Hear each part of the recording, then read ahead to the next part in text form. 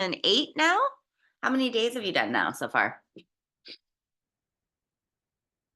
I think this is the fourth one. We did miss one on Friday. We had a couple of no-shows. Oh, okay. I know one of the first ones was open houses. What are the topics that you've done so far? Actually, open houses was just yesterday with lovely Maureen and Melanie. Maureen Ferguson and Melanie La Taylor. Lovely. Yes. Yeah. And the first session was just like things like spark your career, embrace your job. Okay. And then we had connect with your market and define your value. The value. Ooh, I Mm. like that one. Who taught the value one? That was Chad McLeod. Okay. And then generate your leads and grow your database was the one that we missed on. And that was supposed to be Al and Allison. Okay. That was database and generate leads. Correct. Yep. Okay. So I'll kind of bounce off of those a little bit. I'll follow the PowerPoint. But I really like so capturing leads with social media. I'll tell you a little bit about myself first here. I'm good on social media. I'm the director of communications for our team. Consistency is what I'm lacking in my social media, and I'm going to continue to say that's a main message throughout this presentation is consistency. So I have no fear of going on camera, and people want to tell you I am a bit of a perfectionist, so that can stop with my consistency. So nobody needs perfection. They just want to hear your story. So building off of, I really actually like getting leads from open houses because then it's face-to-face conversation and authentic conversation face-to-face. Spark your career and value a chat. I really like value. So I think one of the great things that Keller Williams that we talk about is your big why. So is anybody familiar with like the process of finding your big why? I don't think any other brokerage does that. So who I am as a person and who I portray myself as a person and who my community is and who my audience is going to be on social media is different than everybody else in this class because we're all unique human beings, right? There was Jason Abrams that took a course, we took a course here with, and he did has everybody read the MREA, the Millionaire Real Estate book? I have, yes. I wrote that. Thank you for participating in the conversation here. I read that book before I even took the licensing class. I'm a high C and I like systems and procedures. So a lot of people get into real estate and they want to be creative right away. But I think if you follow those systems and you can get creative once you figure out your big why. So my big why is mental health. I left civil engineering for mental health reasons, and to have a little bit more life work balance. And I want to help younger women who have struggled with being accepted and working in male dominated industries. So if you watch Jason Abrams and you look at his version of the MREA, he talks about it's one guy that had a little dog, and every Friday he would go to the SPCA and highlight these little dogs that were up for adoption. So whatever your passion might be, that's your community. Your big why, what do you enjoy doing? Those are your people. So I think that's really important. I'm going to continue to come back to the big why. Okay. Now, generating leads in a database. If you haven't taken Bold yet, you should take Bold. I took Bold. I joined the business with my husband 3 years ago, and he kept telling me, "You gotta lead generate. You gotta lead generate." I was like, I don't know what that means. And then we took Bold, and Bold makes you lead generate in every manner possible, and you find out what you're comfortable with and what you're not comfortable with. So I am not comfortable with calling my sphere of influence that much. I feel like I owe somebody a favor. Whereas I found in Bold, I'm a door knocker. I can take rejection from strangers all day. And when I'm knocking on people's door, I am asking questions. I'm coming from a place of curiosity and contribution. I'd actually like for you to write that down. Curiosity, contribution, and big why. When it comes to your database, DTD2, is that anybody familiar with the DTD2? DTD2. It sounds familiar, but I'm not sure exactly. Okay, thank you so much for talking, Mark. This is so much funner if we participate and talk to each other rather than me just regurgitating a slide. So DTD2, there's all this language with Keller Williams. They're like, what is that? R2D2? DTD2 stands for do your database twice. Oh, that's right. Yes. So it's like they match up 2 letters. So it's A and W, B and C. I can't recall all of the letters. If you look it up, you'll find it real quick. But it matches up 2 letters. So one letter of the alphabet has lots of names, last names, and the other letter will have less last names. So it's do your database twice. So you're constantly connecting with your database. And when I took Bold, I decided that there's 2 ways that you can pass Bold. Every week, you either have to talk to 200 people about real estate, or you have to add 25 people to your database. I chose to add 25 people to my database. And when I went to go door knock, I asked people questions. So rather than, oh, I'm here to sell your house. Are you looking to sell your house? Because that's what I want, right? But what do they need?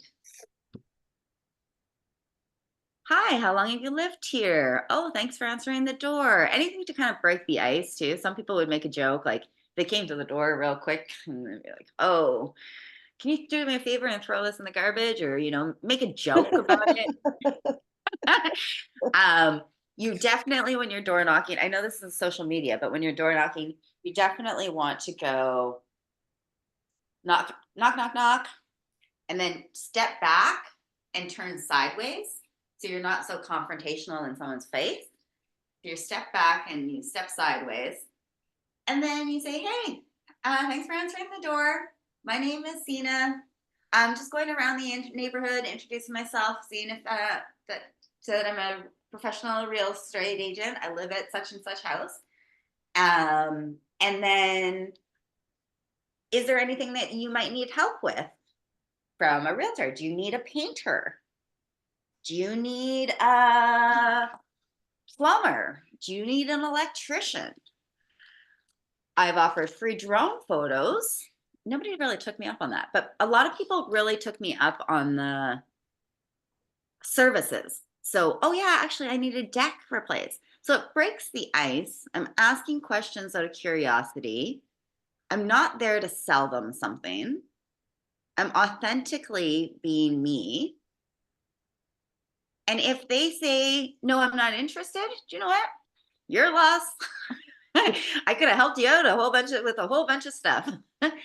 I also signed up for Home Beats, which is, so I ask people, once I break into the conversation a bit, ask them how they're doing, start becoming friends, find common ground through Ford, which is family, occupation. Somebody else help me out here. What does Ford stand for?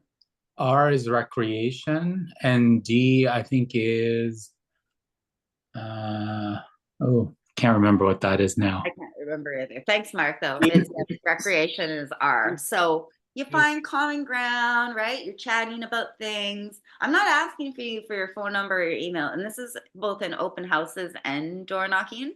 I'm not asking you for your friendship resume. What happened there? Did I? No, that I think somebody's echo kicked in. Oh, crazy. I thought that was me. I was like, "Ooh." Uh, So I'm asking questions out of curiosity and contribution, right? And then towards the end of the conversation, I ask them at the open house, I ask them, "Oh, would I be able to get your email address to send you some information?" If they don't have an agent, right? If they do have an agent, I've written down the agent. I ask them that my second question is, "What's your agent's name?" And I've written down their agent's name so I can call their agent and follow up with their agent. If they don't have an agent, I'm continuing to talk to them, continuing to talk to them. And before they leave out the door, then I ask for their email address. People are always more likely to give you their email address than their phone number. So that's how I got people from door knocking at Bold was I asked for their email address. I was like, how do you follow along with market? Use Viewpoint. What if I could send you a Excel spreadsheet or like a spreadsheet, and it's going to break down your house and compare it to everything that's sold in the neighborhood and that's active and that's pending in the neighborhood. You can click the email, you could unsubscribe at any time. It doesn't cost you any money. I pay for it for my clients. Do you want to give me your email address, Jane? I would do it for sure. Why not? You can unsubscribe at any point in time. Okay. Would you like it 1 or 2 times a year? That's really cool. And then I say, oh, okay, how many bedrooms do you have? How many bathrooms do you have? Do you have an attached garage? Okay, I can look up your square footage. Do you happen to know the square footage of your house? I can look it up online. All right, I'll get you added. Okay, what's your email address? Oh, you were saying that you were looking for a painter, right, Jen? Yep. You're planning on doing some Absolutely. painting? I need a new garage door too. You need a new garage door. Oh, I got the best guy for a garage door. Why don't you give me your phone number and I'll send you a text message and introduce you to him. Perfect. That would be great. Wonderful. Perfect. Okay, well, you have yourself a great day, Jane, and we will be in touch by text message. So I'll introduce you to the garage door opener guy, and I'll send you an email adding you to Home Beats, and I hope you enjoy it. And if you need anything in the meantime, please feel free to give me a call. Great. Thank you. Have a great day. How do we do this? I think that's my biggest thing. I think confidence for me would be one thing, like getting to somebody's door and be like, okay, now I'm here. Where do I go? I think you'd have to do it a few times to have the confidence. Yes. But And the first couple times, you'll learn as you go. So Right. with any script, it doesn't need to be perfection, right? Just go. And so today we're going to talk about social media, and it doesn't have to be perfection. People just want to see your story, right? So as soon as you start filming something and posting something, people are going to interact with it. Yep. And you're just reminding them you're a real estate agent. So at an open house, they already know I'm a real estate agent. So my first question is, how did you find out about this? Was it on Viewpoint? Or did you see my signs? My second question is, were you planning on coming to this? Or were you just driving by? You saw the sign, right? My third question is, oh, do you live in the area, or do you rent, or do you buy? Or do you own now currently? Just curiosity. So my husband Phil and I work with a team of few agents, and my husband Phil says that he doesn't do open houses. I do open houses because he does what 90% of the people do at open houses and be like, okay, there's 3 bedrooms, 2 bathrooms, take a walk, look around, let me know if you have any questions. Boo. Boo. You got to ask questions. So the next question I'm asking, do you have an agent? What's your agent's name? I'm writing their agent names down. Then I'm asking, if they don't have an agent, I'm asking them more questions, right? Why aren't you working with an agent? Okay, I'm telling them about the house. Because if they have an agent, what I can tell them about the house and what I can't tell them about the house, it's going to change a little bit, right? When I'm knocking on a door, Jane, taking that step back and turning sideways makes you very unconfrontational. And then if you just ask some questions, tell them who you are with confidence. I'm Jane, I'm a real estate professional, I live down the street. Or I'm Jane, I'm a real estate professional, I'm just going in and introducing myself around the neighborhood. I love your house. And just start asking questions. So curiosity and contribution. So I'm going to start with the slides here now. That's the purpose of this. But please speak up when you have something to say, because I'm not going to be looking at the little chat box thing. Okay, so spark your career, embrace your job, connect with your market. So the word your, who is your market? Find out who your people are. Your people, Jane, your people, Mark, they're going to be different than my people. We're going to have different people. We have different interests in life. We live in different neighborhoods, but more so we have different interests in life, right? Phil plays hockey and golf. Like, he gets a lot of his leads from hockey. I've gotten a few leads from yoga, but honestly, I got my leads from door knocking. I've gotten a few leads from social media as well, just by reminding people that I'm in real estate and doing few videos.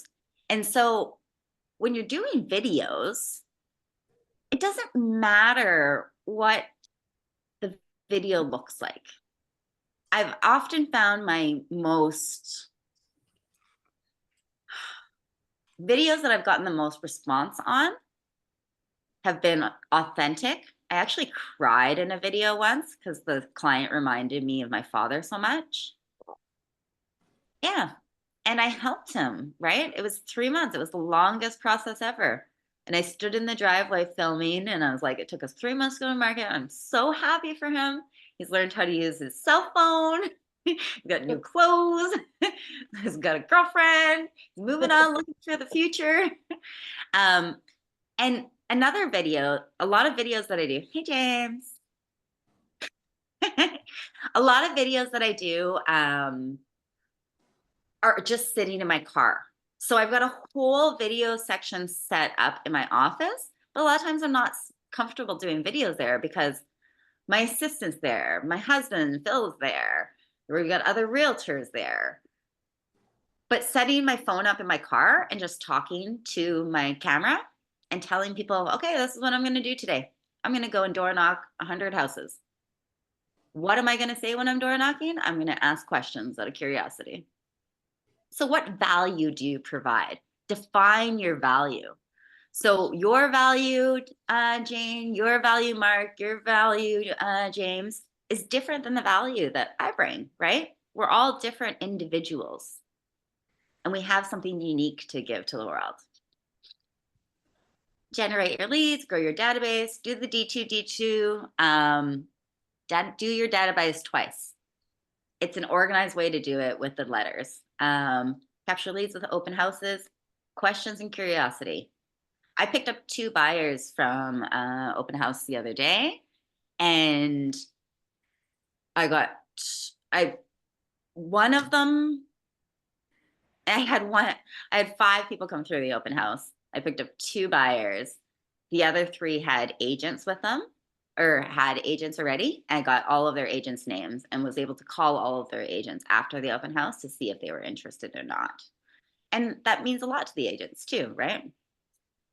Okay, so we're here to capture leads with social media. So the biggest thing is being consistent and Posting continuously on social media. I'm not always the greatest at. I don't know why they haven't been teaching this part. They should have been teaching the open houses. But James is really great on social media. Colton's really great on social media. You're just consistent on social media. Even if you're going to do those prepaid, like, you know, you can get the Instagram little things off of Etsy. Does everybody know what I'm talking about? Yep. Even if you buy those, at least put your picture on it. Okay. Put your picture on everything that you post. Because you want, when people see your face, you want them to think realtor. But then we'll get to this later. 80% of your posts are going to be personal stuff. So James is really big into fitness. He's really big into swimming. He shows things that he's interested in, right? So 80% personal. We had another guy, Stacy, he's no longer with us. He left the industry, but he was really big into hiking. I used to follow him on Instagram, Facebook and Instagram too. Like who you are as a person. So I'm into gardening. I'll put gardening stuff. I've got 2 cats. I post stuff about my 2 cats. So post stuff about who you are. Sina, may I? Yeah, please. This is this brings up a good point that I wanted to kind of talk about a little bit. Because when it comes to social media, I have my 2 accounts. I have my personal account, my professional account. My personal account, I'm very good with posting on all the time. My professional one, I'm not that great with posting on all the time because number one, I realize that most of the people who follow me are either in the industry or they're, you know, home inspectors or somehow related to the industry. Yeah. So it's not as big of a market that I'm trying to capture. But at this point, having been in real estate for still under a year, but getting closer to a year, I'm kind of regretting opening my professional account, and I wish that I had just kept it all consolidated in one because I think that would be a lot easier to put everything I want to post out to everyone. Mhm. So I don't know if you want to elaborate on that or mention anything about that, but that's something that I'm struggling with. I was posting a lot on my personal, but not as much on my professional. And I find that in my mind, I'm trying to separate the two because I'm like, oh, that's a personal thing. I shouldn't be posting it on my professional account. And then I think of reasons why, well, it does make sense to post it on the professional account as well. And then I'm like, but everybody's a realtor. So So we've spoken about this before. James is part of my communications committee, and we've spoken about what our goals are with social media. And he wanted to increase the amount of followers on his business account. I personally agree, James, that you should just be posting on your personal account because the realtors that are following your business account. So once you grow very large and you become a team or you build yourself a team, I think then having a personal, professional real estate account is important. So I don't have a, we have one, we have but it's slowly getting traction now, James. So I work with a team of 5 people, right? And so the stuff that we post in our professional Facebook and Instagram are like, oh, we're in the top 20%. Oh, here is us winning an award. Oh, sold, buy, purchase, right? Oh, check out our new listing. But that's not going to make you, James, or you, Jane, as a civilian, let's call them civilians, want to trust me to sell their house or help them buy a house. So all of my followers are all on my personal, right? I actually opened up an Instagram account. I'm gonna date myself. I'm 42 years old. I opened myself an Instagram account. I've had Facebook since forever. And I used to work on cruise ships. So I've got lots of friends from cruise ships on Facebook. I used to work in civil engineering. So I've got friends from civil engineering on Facebook.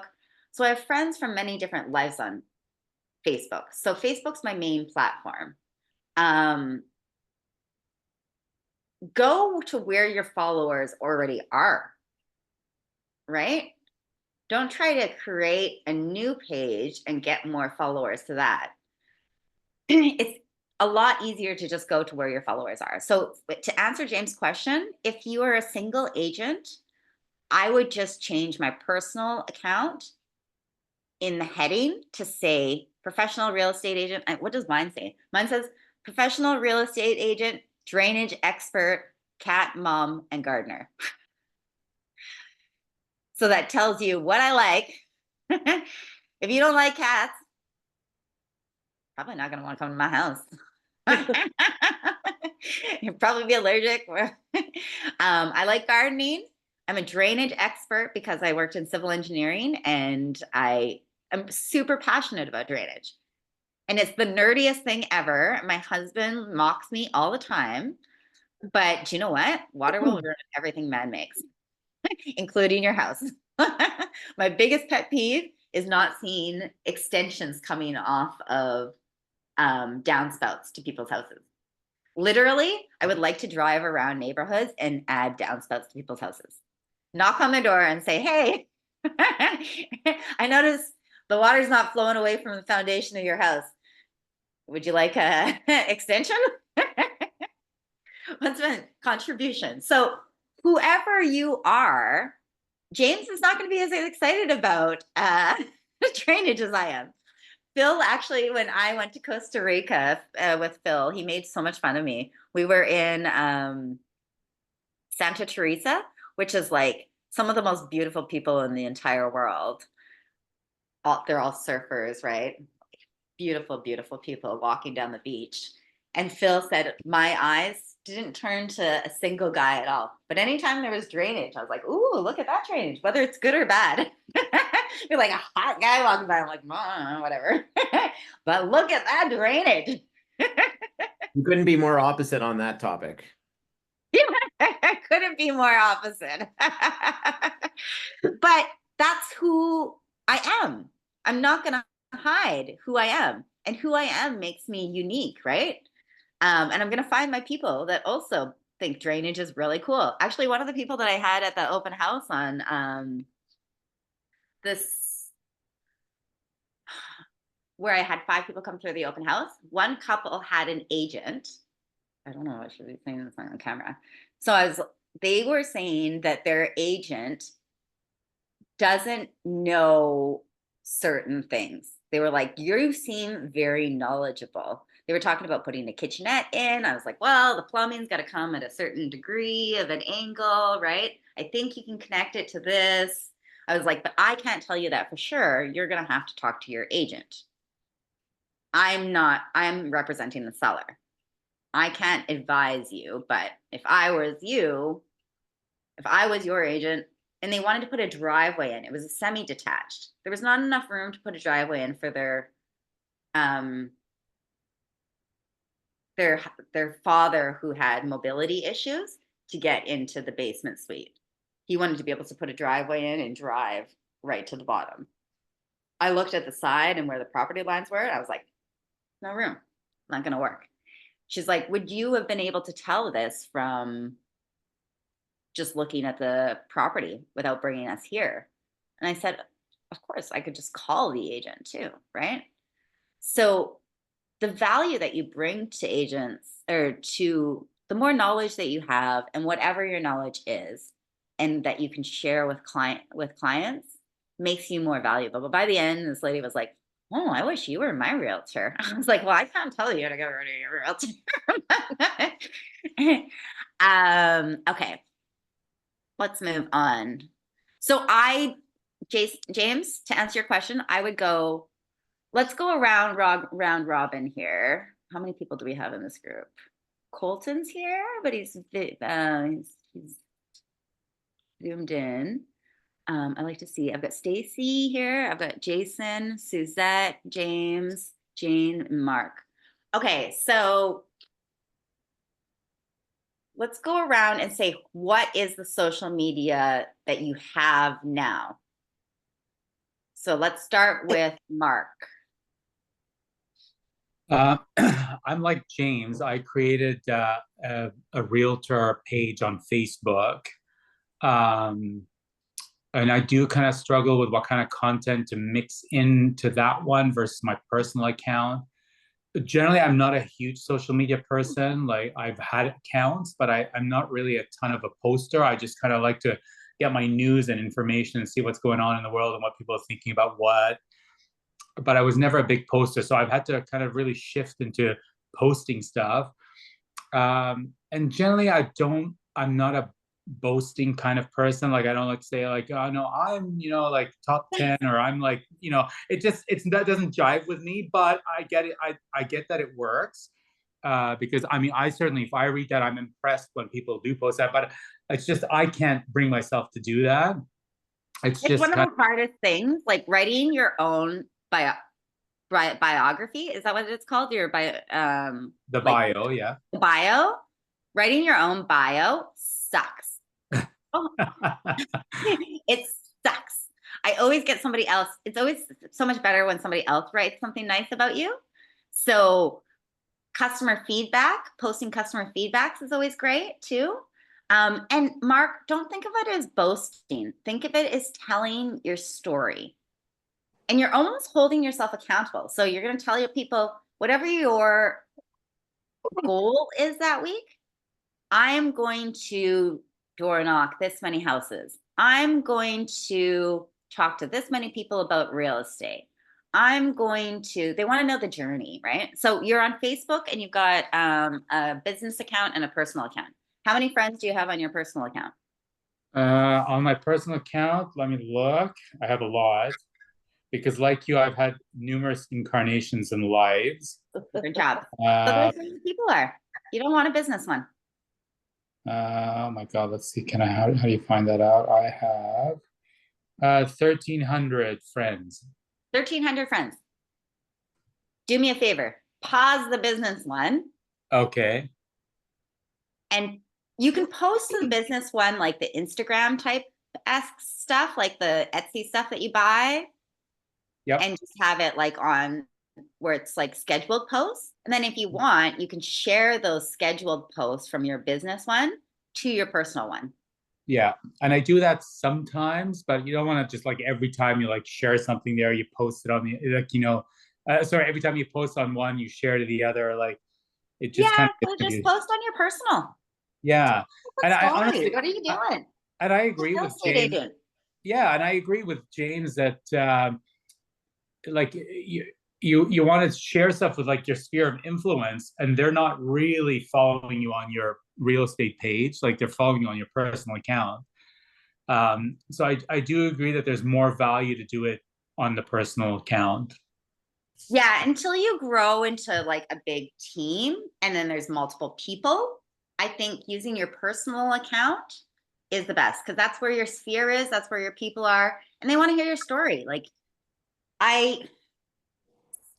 And it doesn't even have to be about like buying or selling houses, right? It can be about what did you do today as a real estate agent? How did you provide value? It doesn't have to be perfectly curated. Jane, what are you using for social media? Well, I actually did exactly the same thing, set up a professional page on Facebook, but I also have, well, I've got a 25-year-old kid, so I've also got Instagram, TikTok, Snapchat. Oh, all right. None You're of them good. professional. None of them are professional though. So the Instagram is just like nice pictures. TikTok is dog videos because I have a Labradoodle. And yep, so Mickey does some really funny stuff. So TikTok is just the Mickey show. But I struggle with the whole Facebook thing, like everybody else is saying. I post on my Facebook page. I'll either copy stuff that's very exciting, newsworthy stuff, or I'll post personal stuff on there, pictures from the day out I've had, or my international students that I've got. And I do that every day, but my professional page is kind of in the background, and I maybe post to that once a week. Okay, so to your professional one, everybody that's a single agent and's got a professional one, I don't know if that's going to be a popular opinion, but I say pause it. Have the Yeah. one personal account where you're talking about your labradoodle, you're talking about your day. Okay, I had to go the other day, I crashed a drone and I had to climb a tree to get the drone. So I got to put a post up about that, like a day in the life of a realtor. Yeah. What did you do today? Just a day in the life of Jane. Yep. You were with your labradoodle, then you helped a client look at a house, look at the beautiful view I looked at, Right. look at this is what I saw today, this is what I saw today. And it's just your story, right? Much easier. Yeah, for sure. Who are you? What did you do today? Right. I love that you're on TikTok and all of the other Oh. ones too, the Instagram. When I started my Instagram account, I got a creepy message from a guy, and then I automatically switched it to the company Instagram. So now Oh. it's the company I Instagram. get messages all the time. I just delete them. But yeah, Instagram, I just set it up to put nice pictures on there. But I guess according to my son, that's all the young people use now. So All the young people use Instagram. All Yeah. the hip people use Instagram. yeah, so Phil, now I have to just creep him. So that's how I find out what he's up to. my husband Phil has an Instagram account, and I have a Facebook account. He lost his Facebook account. Somebody jacked it, so I got to Oh, find no. a hacker to try to get it back for me. Oh. Because right now it looks like I'm single or engaged to myself. All right, James. Your preferred is Instagram, I know. Yeah, Instagram and Facebook are the two that I have. I don't Who mind have you having. gotten leads from? Have I got leads from them? Yep. No, I have not. No. You haven't gotten any messages from anybody saying that they're looking to buy or sell a house? Like you post quite often. Yeah, but that's through my personal, really, Through your that personal. like I'm not posting a lot about real estate. I'm posting a lot of personal stuff, and then when I have something going on in real estate, I'm posting, the open houses I'm doing, or a listing, or showing buyers homes, or whatever. But I'm posting that again on my personal, my professional page. Your But personal page, no, not your personal page.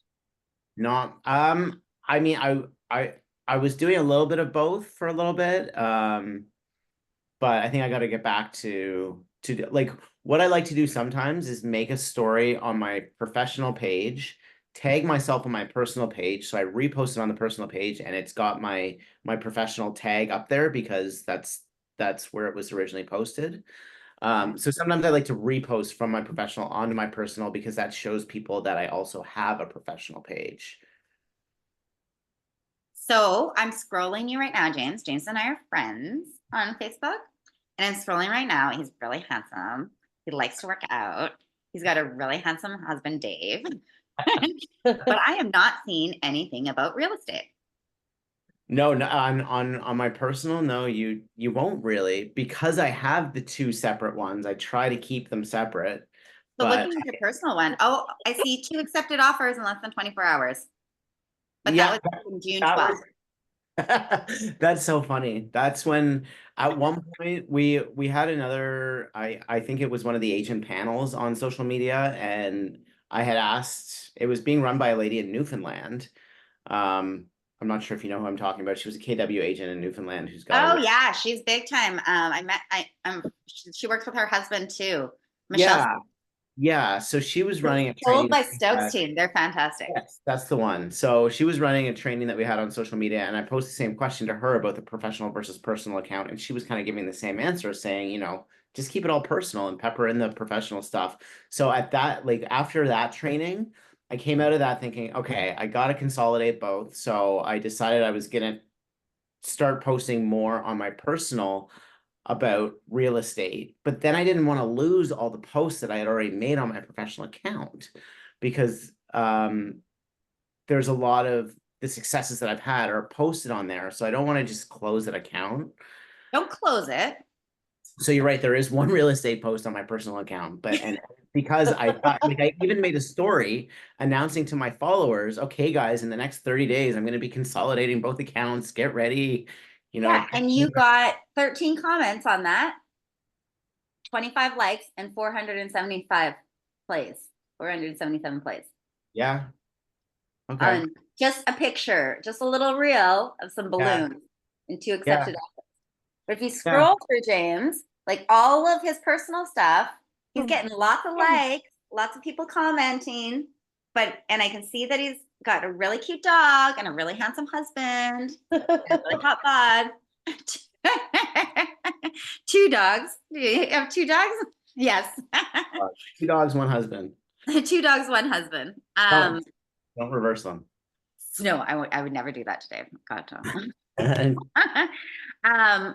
So post on your personal, because that's where the only people that are following him on his professional one are other real estate agents and home inspectors. Yeah, totally. 100%. It's really hard for me to get followers on my professional. Yeah. Except for like new clients and stuff. I find new clients are curious about you, so they're searching for you, and then they'll start to follow you. So that's a good thing. But one thing that's crossed my mind is doing like a giveaway on my personal page, getting, like this post, follow my professional page, like so many accounts do. So that's another thing that I'm thinking about doing to get more people over to the professional one, because I definitely understand the like I think I'm on the same page with you, where like I'm saying I wish that I had never opened the professional one, but now that I have and I've been using it for almost a year, I don't want to lose all the success stories that I've been posting about on there. So I'm kind of like, I don't know if it's chasing my own losses per se, but I like, instead of closing that professional account, not using that at all, because I like having that history of the success.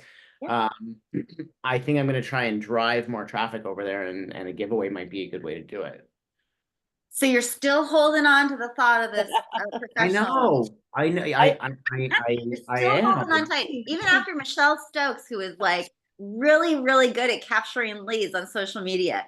This lady is from Newfoundland, and she's gone down to like the States to talk about this to Americans about, and she's honestly just posting a picture of her and saying like, check out my outfit for today. Yeah. And I did do the whole I did a like contest about a month ago. It is surprising how many people who don't get the, if you like, share, and comment and follow my professional page, I'll enter your name in a draw for a gift card. It is amazing that only 1 out of 10 people can follow that instruction. Because in the scrolling through so much in the other end, stuff. I was like, I had people saying, I did it. And I was like, well, no, you only liked it. And this one only shared it. And this one maybe followed it. So in the end, I was like, okay, I've got 50 people. I'll just enter them all because it's not fair. So my advice is keep the professional one in the background, James, for when you grow a team and when you need it. You're not losing it. You're not giving it up. Right. Just start posting more real estate stuff on your personal one to remind all your personal people, your community, people that already love you, and that your sphere, and remind them that you're a real estate agent. Yeah, no, I think that's good advice. Suzette, what is your preferred option of social media? Social media. Well, I have to say that I loved your speech at the beginning before, because I am a cat person. I'm also a garden person as well. And I am huge into curiosity, probably to a fault. I probably ask too many questions and have been actually told that several times over the span of my life. Why do you ask so many questions? And I always say, because I'm just curious. I want to know, I want to get to know you. Yes. So I love the best way. I think people talk so much about themselves, and they get up there to door knock, or they get up there to make that phone call, and they're like, I am so-and-so, and da da da da da da da da da da. Yeah, you pepper them. And so, I always ask questions, and I find it like one of my why things is to be helpful. And so I find by being curious, it allows you to have that much more resources to help other people with, right? So that's always kind of the banner, is be curious. And I tell that to people all the time. But and also whenever I go to a house, contribution, you want to help.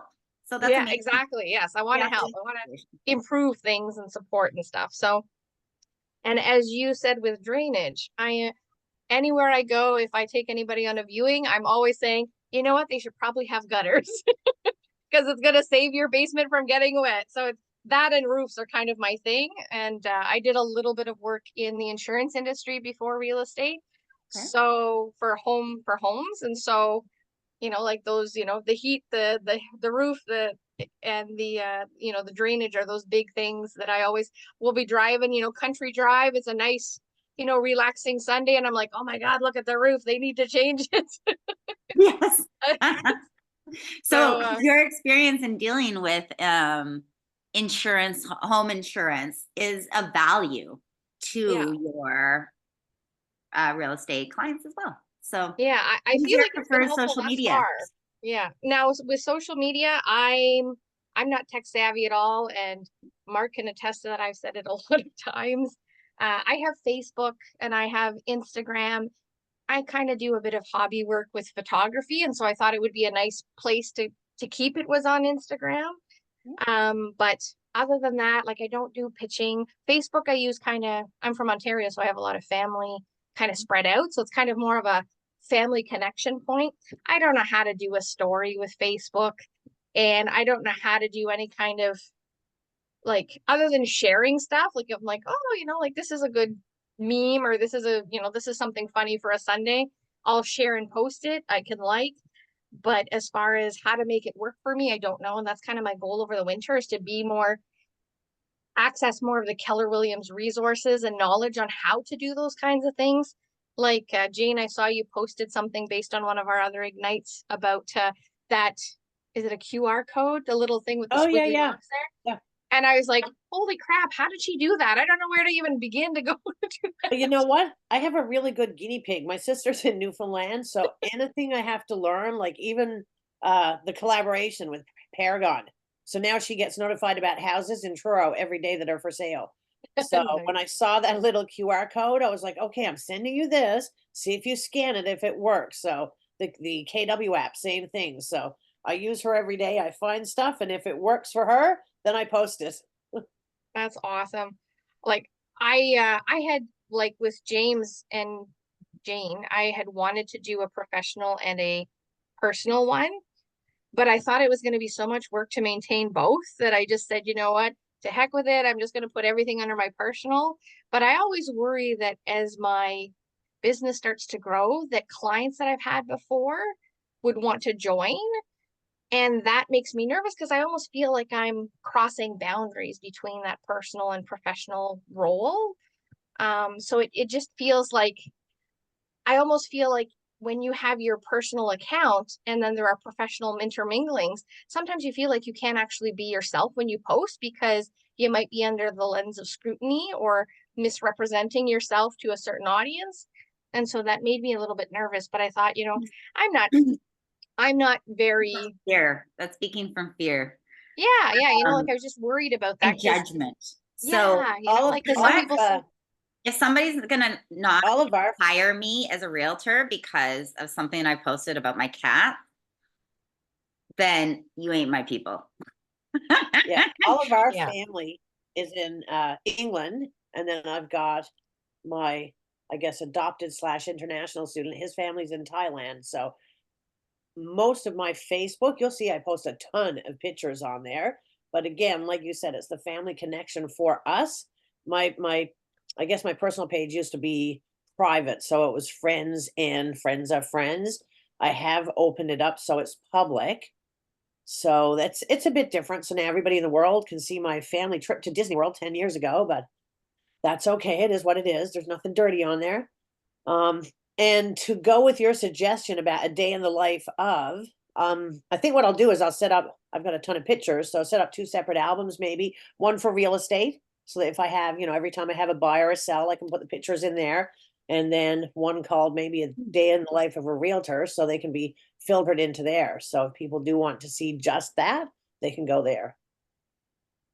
Yeah. And Suzette, do you know what?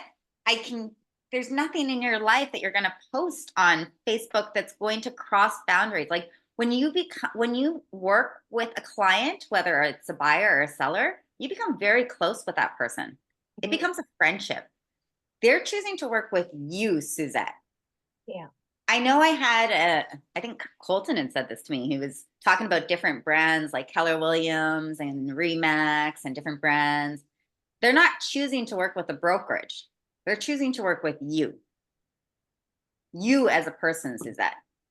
So whether you go to another brokerage, whether you do whatever you post, they're choosing to work with you. So being your personal self, I don't see anything of crossing any borders. I did one post where Phil's a little bit more critical of like what I might be posting or what I might not be posting, but he doesn't post anything. So I went golfing with Phil and I passed him my camera and I said, will you take a few photos of me taking a shot under this rainbow? Because there was this beautiful rainbow. And I got my phone back, and as the photos, it's like zooming in on my butt. And I posted that on my social media. I went golfing with my husband, gave him my phone to get him to take a picture of me taking a shot under a rainbow. This is the results I get. Like, is it a little risque? Yeah, there's a zoomed in picture of my butt, but like I'm wearing pants. It got laughs. It showed people I'm a real person, right? Yeah. No, I talked to a few clients of ours that we're friends with that are also on social media. And I was like, oh, Phil got upset with me because there was a picture of my ass on Instagram. Because when I post on my personal Facebook, it automatically goes to our professional Instagram. And so if you look on our professional Instagram, there's stuff about my personal life throughout there, scattered out throughout there. And people like that. It's boring if it's just real estate. Okay, Stacy. Sorry, I had to take myself off mute. That's okay. Very Social similar. media. So very similar to what everybody else has said. I do have a business page. I have a personal page. My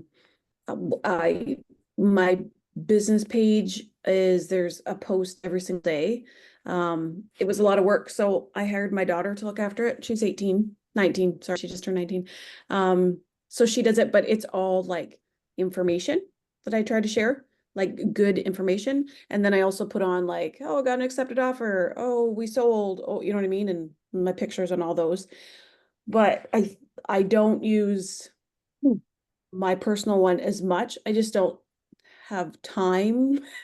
And that's what that's my struggle. What if you shared the stuff that your daughter is posting to your I do. Yep. Do you get Not much every interaction day. from your people, like your friends on your personal? What's that? Sorry? If you share your business post onto your personal, do you get a lot of like likes or reactions from your friends that are saying, oh, good job, Stacy? Yes, like when most of the biggest ones are like, when you get accepted offers and all that kind of stuff, like those posts, I get more reactions from. Usually it's like my mom, a lot of the same people, but Your mom has friends too. Yeah. Well, and yeah, my other issue is because a lot of my friend base is in Ontario because that's where we originally lived. So that's why I was like, let's keep the separate than the business page. But I mean, obviously there's a lot more friends now that are here in Nova Scotia. So there's, it's definitely changed. And there's also referrals from Ontario. Yeah. Yeah. I got that kind of going. Yeah. So I like that. Referrals. And so I've gotten now, because I'm from Alberta, and most of the time I post stuff on my personal, right, about real estate, but most of my friends are in Alberta. I've even got some friends on cruise ships, but I've had friends I did a video on wanting to live on the ocean, and I had a friend from cruise ships who lives in Manitoba, and her husband's a captain on cruise ships. And she was like, how much would it cost for me to buy a place on the ocean where we could have a boat? Oh. I had friends from Alberta refer me people. Mm-hmm. I've had probably about 5 referrals from Alberta, from friends from Alberta saying, hey, I've got a friend that's moving to Nova Scotia. Yep. I think they need to talk to you. And they introduced me via Facebook. So that's true. I actually have had quite a few that are like that, and they all are based out of my personal. That's kind of what I'm writing down, is that I should use my personal page more. We're all come to this conclusion, hey? Okay. Yeah, it's just hard. I mean, I've like poured a lot of money and time into my money because I'm paying my daughter. But like time when I used to do it into that page. So there's like a crap load of good information content in my business page. So So steal it and put it on your Facebook, on your personal one. James is feeling the same way. So those who didn't see it on your business page, right? Just take it, make that post on your personal page. yeah, It was like 3 months ago on your business page. Is it still relevant? Post it on your personal page. yeah. Don't Well, even that- share and it. so Just my other repost it. struggle, what I'm trying to do is do more videos, because videos are bigger. And I'll be like, okay, I'm gonna do a video a week. Okay, what am I gonna do video on? I don't know. Like, and then I kind of like blank out, and then I forget until I do more training. I'm like, oh yes, I gotta do videos. And I just, I've done like a couple. It's hard not to be super critical about yourself. So I Oh. have to step back and just let it go. But that is like my goal, is to do like a video a week. A and video then a week. That's an maybe amazing work up goal. from it. Yeah. It doesn't matter what it looks like. Okay. So coming from me, I'm a perfectionist artist. I am super critical of myself and like my videos that I put out on social media. And all of you can creep me if you want. But a lot of my videos, I just do in my car, because that's where I feel the most comfortable. I've got my phone set up there and I just hit start and I'm like, okay, I'm going to go around door knocking today. Oh, today I'm going to go and learn about site planning from Kevin Riles. Today I'm going to go and learn about XYZ. Today, just telling the story, right? And if you're always coming from curiosity and contribution, ask the question. So what topics to do videos on, Stacy? Mm-hmm. If I was a buyer or a seller, what am I looking for? What are the things that I'm going to type into Google? How to sell my home fast. Right. How to sell my home fast. So the transition I'm trying to make right now is from Facebook to YouTube. Yes. YouTube runs the world. Google runs the world. My parents don't even watch TV anymore. They've got rid of their cable. They're senior citizens. They watch YouTube. Crazy. When you put something into Google, what comes up is the videos on how to do it, right?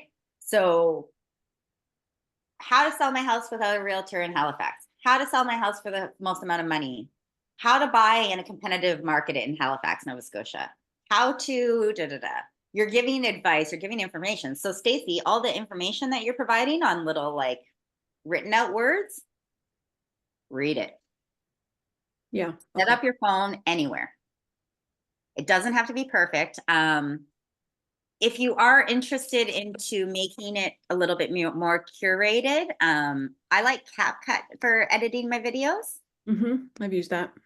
CapCut, and Suzette, you said you don't know a whole lot about social media.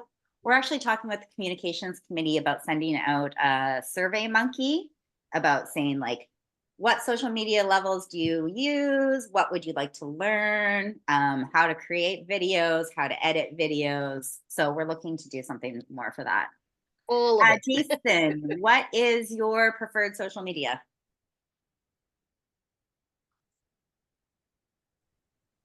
I use a business page A business page for Facebook? on Facebook, yeah, for my realtor, and I had a previous business Oh, before. what type of business? I had started a mobile tire shop, Okay. so I kept it because I sold the mobile tire shop, but I still have my tire business. Yeah. So I do my realtor business page and I share it on my previous business page and on my personal and on my story. Okay. Okay. So a lot of your clients from your tire business Yeah, I'm getting all my tire clients right now. as real estate. Yes. Clients. Yes. So that's huge. having a client base and a business already, they Right, already trust you, they already know you, they already like you. right. That's why So, I kept it open, because I have more people on my old business page than on my personal page. oh, really? Yeah. They Well, loved your did a tire face- business so I much, did a eh? Facebook cleanup a couple of years ago when I had like 60 people left on it. The only reason I kept it was for Marketplace, because I flip a lot of stuff. Yeah. And you know what? I've struggled with that as well of before getting into real estate of like canceling my Facebook page or canceling getting on social media because just mental health reasons. I'm like, oh, what Mhm. am I doing on this? But because of my past careers and past people I've met, like working on cruise ships and traveling, I just can't get rid of my Facebook. But yeah, so your tire people already love you. Right. So And on my business, my wife has 4 daughters, and I just listed their father's house. oh, nice. So the first time I posted it, I think I had like 13 shares that same day. Amazing. Amazing. So more people are using my business profile Okay. because I have more people on You both. only have 60 friends. You deleted all the other friends. Well, I'm starting to add them again, but just because of real estate. But see, but what I like about Jason's story is he already had his people at the tire shop that trusted him, that knew him, right? And he's leveraging those relationships and telling them, guess what? I'm also doing real estate too. So don't try to create people where the people are not. Go to where you already have the followers. So maybe your tire, and are you still running the tire business, Jason? I had slowed down a lot, but the guy I sold the mobile tire shop to wrecked the whole thing. So people are messaging again. So now I'm starting to list everything on everything. Okay. I'm almost wondering if you can take that page and be like, realtor slash mobile tire. Well, my Whether you're coach, on the road or in your yeah. home. Well, my coach, see, All day. I had t-shirts made for my business. So my business name is in front, and my mobile tire business logo was on the back. Oh, So my awesome. coach told me that I should wear my t-shirt at work, and on the back scratch that off and put realtor. 110%. I agree with your coach. Right, Your people are already there. They already trust you. This tire people already trust you. Just right. bring in the realtor and let them know that you're a realtor too. And I started doing carpentry work again. So everybody that I fix houses for, I don't have a business card for that, but I give them my realtor card. Okay.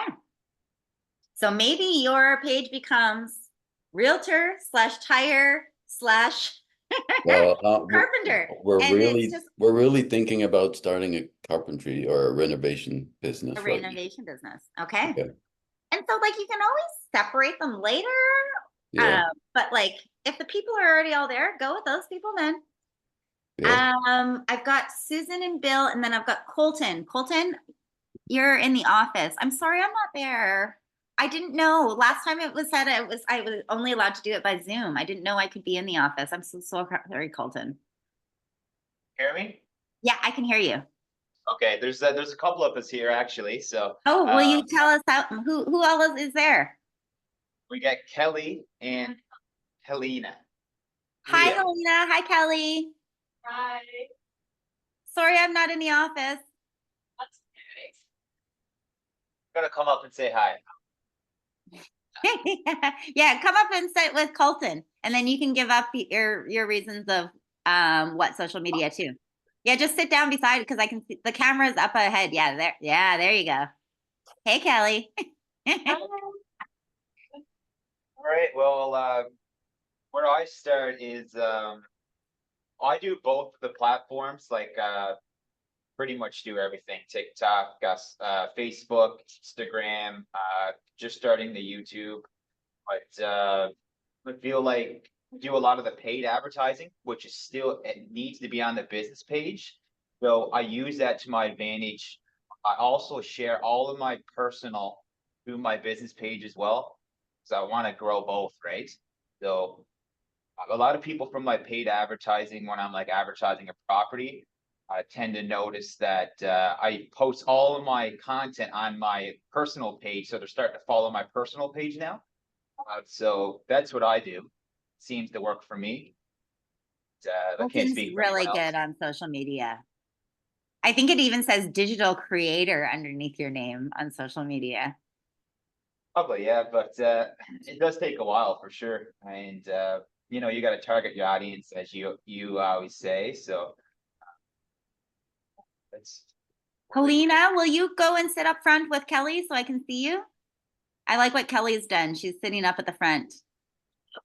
Because it's the camera up above that we're looking at, not the camera in the screen. You guys are looking at but I'm looking at you guys from the camera on the roof. That'd be pretty funny. Okay, Kelly, what is your favorite social media? I really like TikTok.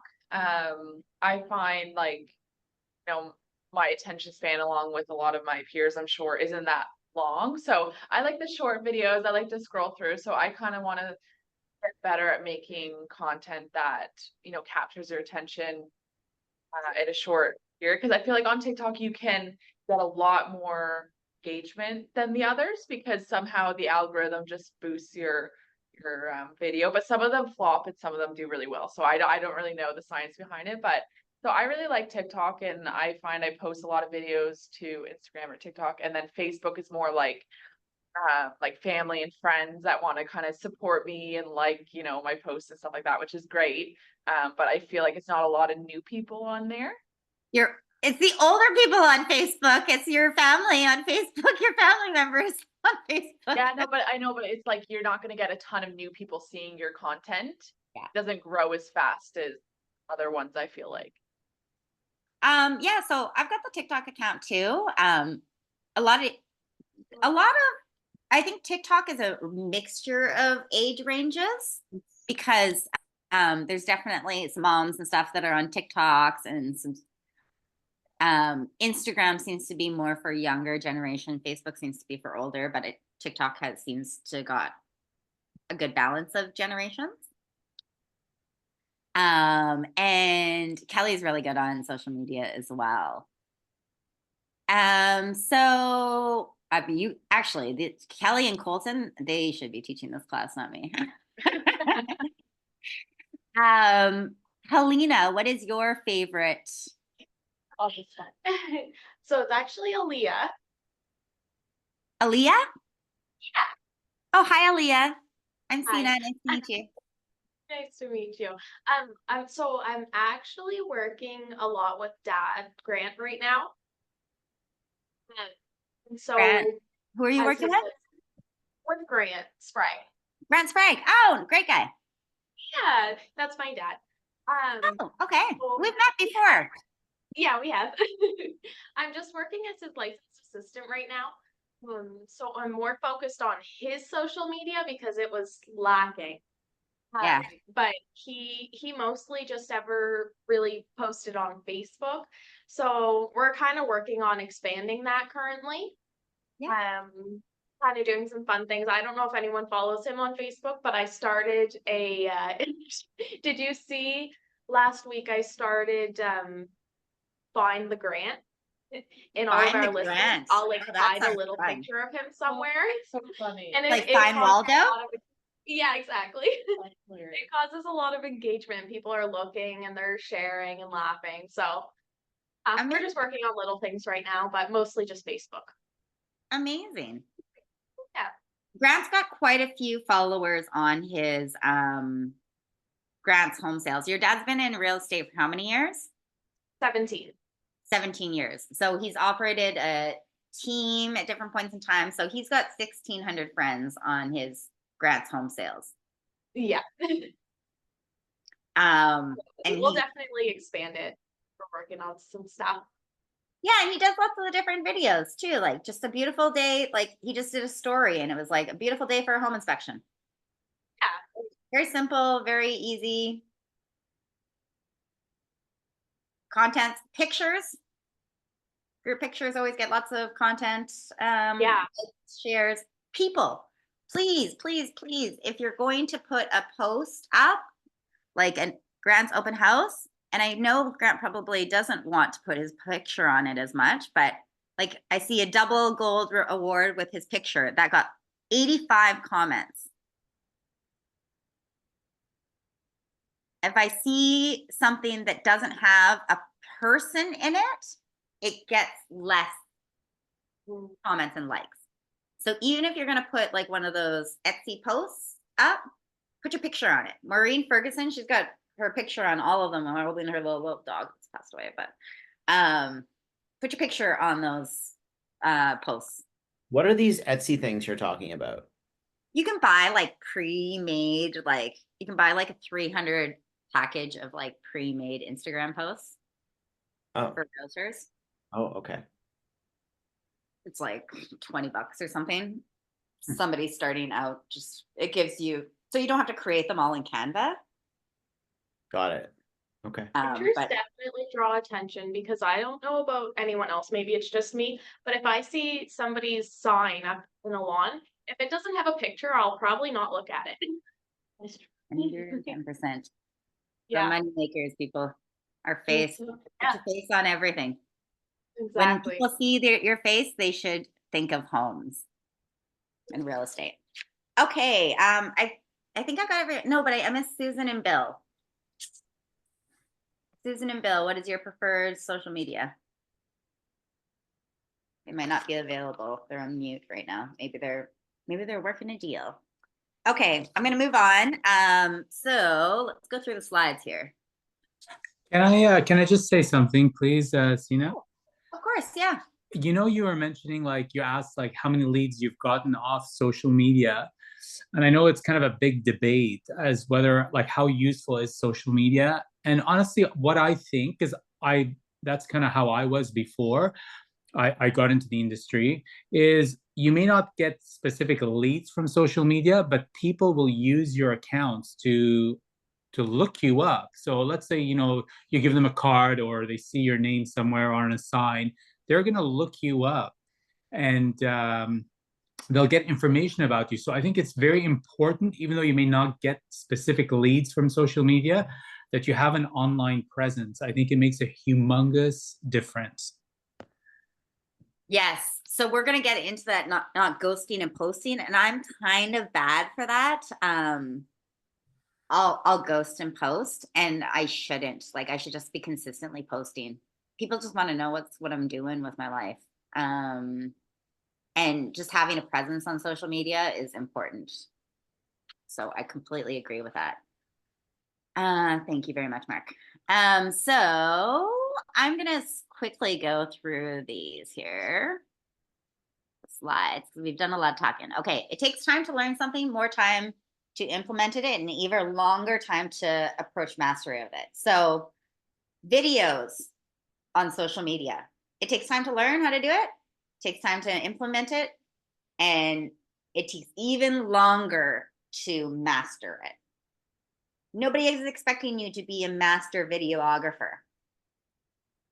Just start with your first video. So Stacy, you said you want one-way video a week. We're all going to hold you accountable to that. I don't care what you say. Put out a video once a week, and they'll get better as you go. The 10-to-5-1 engagement. So just like you want people to like your posts, you have to engage with other people too. So letting them know that you're thinking of them, that they're important as well. So you give out 10 likes, you give 5 comments, and 1 share of somebody else's posts. So how many posts do you like per day? 10. You connect with people by commenting 5 times, and you share that's just a formula for it. I like this formula better. 80% personal, 20% business. I like this one because people are going to know that I'm a professional real estate agent, but that's not necessarily why they're going to hire. They're going to decide to work with me, because there's a lot of professional real estate agents out there. They're going to decide to work with me because they like who I am as a person. When I go into a store and work with a salesperson, I'm the easiest upsell ever. If I like the person, if I go into a store and I'm getting condescending, like, conversation back from the salesperson and they're not engaging with me, I will actually go out of my way to go to another store to find a different salesperson to help me. I'm talking about like bigger items, like a drone or like an Osmo 3. Like, I want to buy from somebody that I like, somebody that I can ask questions to and I feel comfortable with. Okay, 80%. So yeah, cats. Do everybody likes pictures of cats and dogs? I don't care who you are. If you don't like pictures of cats and dogs, they will always get engagement. Art, if you're into art, if you're into cooking and baking, I know a lot of people who have combined like their love for baking with real estate, and when they go door knock, they actually give out cookies. When they have an open house, they give out cookies. They show you how to make these cookies. I love the videos. When I'm scrolling through social media, I love the like 5-minute videos of like how to make this, how to do that. Any sort of information. It doesn't have to necessarily be about real estate. It could be something else that you enjoy doing. James, you're big at working out and exercising. Like, a lot of your posts are about exercising and working out, and that's going to speak to a lot of people. And those are your people, your personal friends, and somebody that looks you up on your personal is going to see, look, James is really big into personal fitness, and I'm really big into personal fitness too. And when I'm choosing somebody as my realtor, I'd like to hang out with him. That's the person I want to hang out with when I'm doing my real estate. Outdoor adventures, if you're a hiker, whatever you might like to do, these are what people are going to relate to. Live music, that's amazing. I wish I could play some live music. I would definitely be singing songs about real estate and changing words to songs to be about real estate. Team sports. Phil plays hockey. He's got it's one of the, like, everybody gets into this business and they think about all the marketing items they want to do. We're going to get into marketing versus prospecting here. Marketing costs money. So sending out postcards costs money. Buying like t-shirts and things costs money. But Phil bought hockey pucks, and he put Evan's real estate team on them, and we sponsor a couple like hockey teams. And the great thing about hockey pucks are they always get reused. So he's ended up playing in like leagues, and he's like, hey, where did this hockey puck come from? It's his, and it got lost over the board somewhere, and it's now on another team, right? But people are constantly using them. So post about what you're doing with team sports. If you have a kid that's in soccer, if you have a kid that, guess what? They have a bunch of parents. You have a community there in anything that you do with any of your personal posts. You have other people that like the same things that you like. Real estate business posts. So listings are always a good one. Open houses. Doing a little walkthrough of an open house. I am going to buy myself this here. You guys still see my screen? I'm going to buy myself this. I've got an Osmo. I have an Osmo gimbal, but I'm going to buy myself this because I don't have to attach my phone to it. It's the Pocket Osmo. And I'm going to use this in combination with a drone to do videos. Oops, sorry. Can everybody see this DJI Osmo? Yep. Pocket 3. I'm gonna buy this for myself, and it comes, I'm gonna get the combo. And it comes with a microphone. And you flip the screen sideways. Here, this will take 2 seconds to show you this video. I know I'm going off script of PowerPoint presentation, but that's me. Oh, it might take a little bit longer. Okay. So videos. First use. Okay. Let's do the introduction. 30 seconds here. So then I don't need somebody to film for me. I'm just going to carry this around in my pocket or my purse. Maybe I might be able to get Phil to run beside me and take video for me.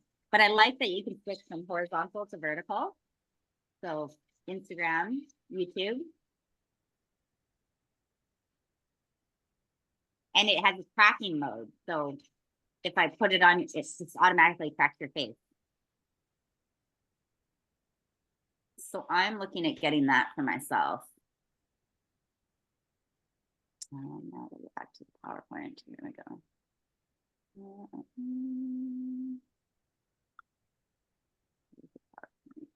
Sorry, guys.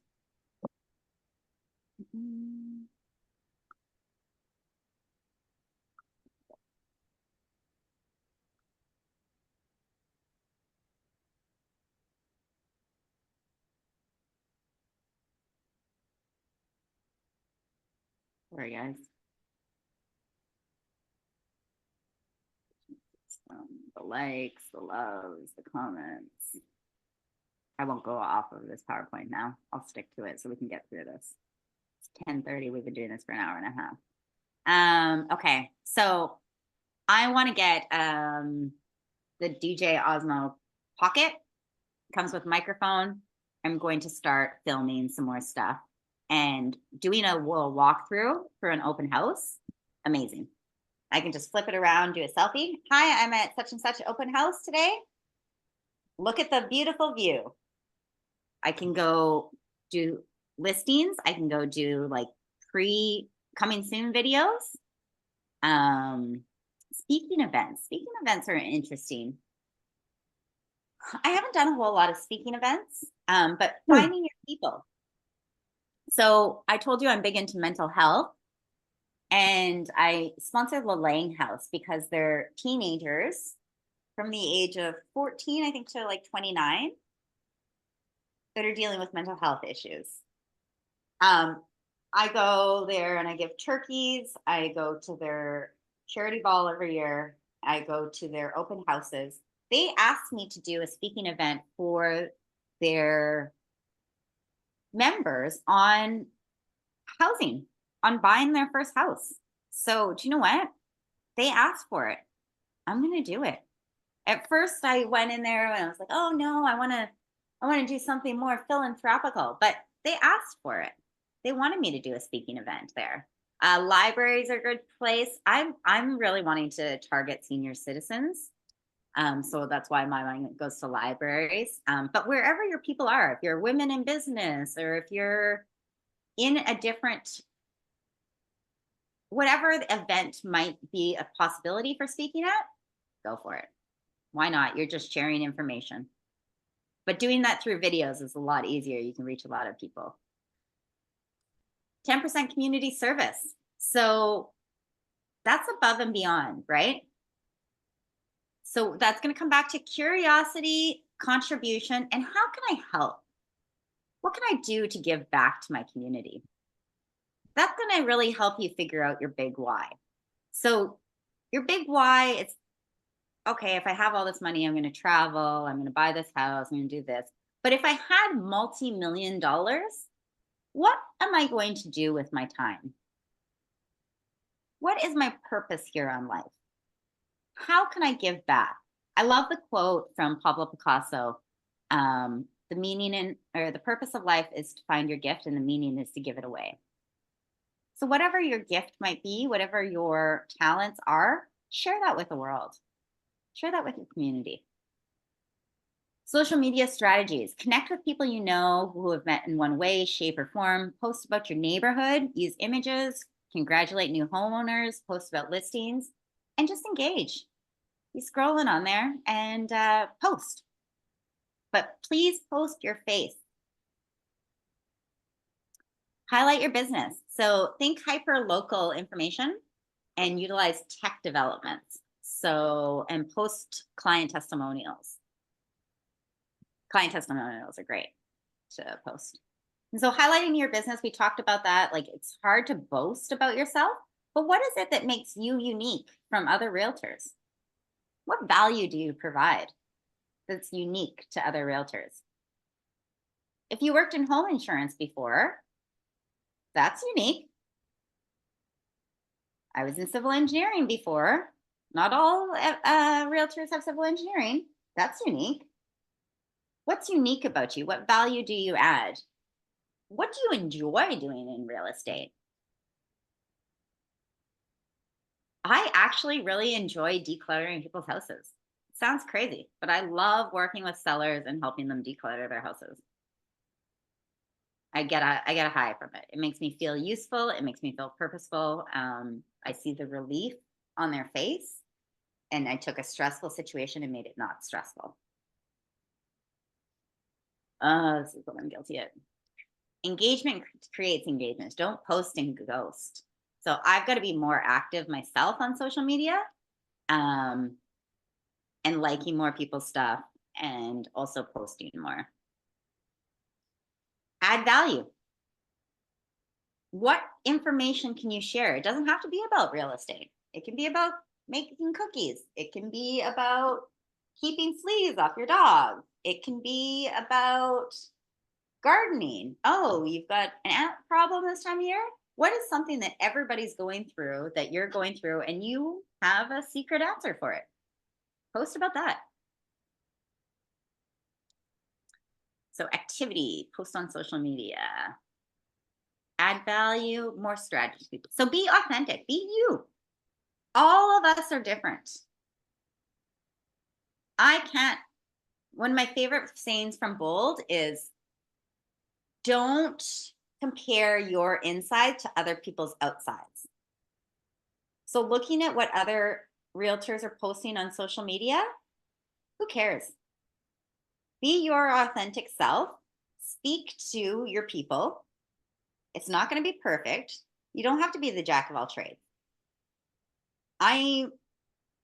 There's some things in real estate that I'm not that great at. I don't have one of those, but embrace video. Just don't be afraid.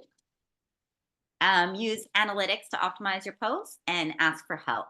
There's a lot of people at our brokerage. Keller Williams is all about helping. So I know Colton and Kelly reached out to me about joining a team together. I had nothing to gain from that, but at Keller Williams, we're very much a help everybody organization. So ask for help. If you find somebody at Keller Williams that you find inspirational or that you like what they're doing, ask them for help. I guarantee you that they're going to say yes.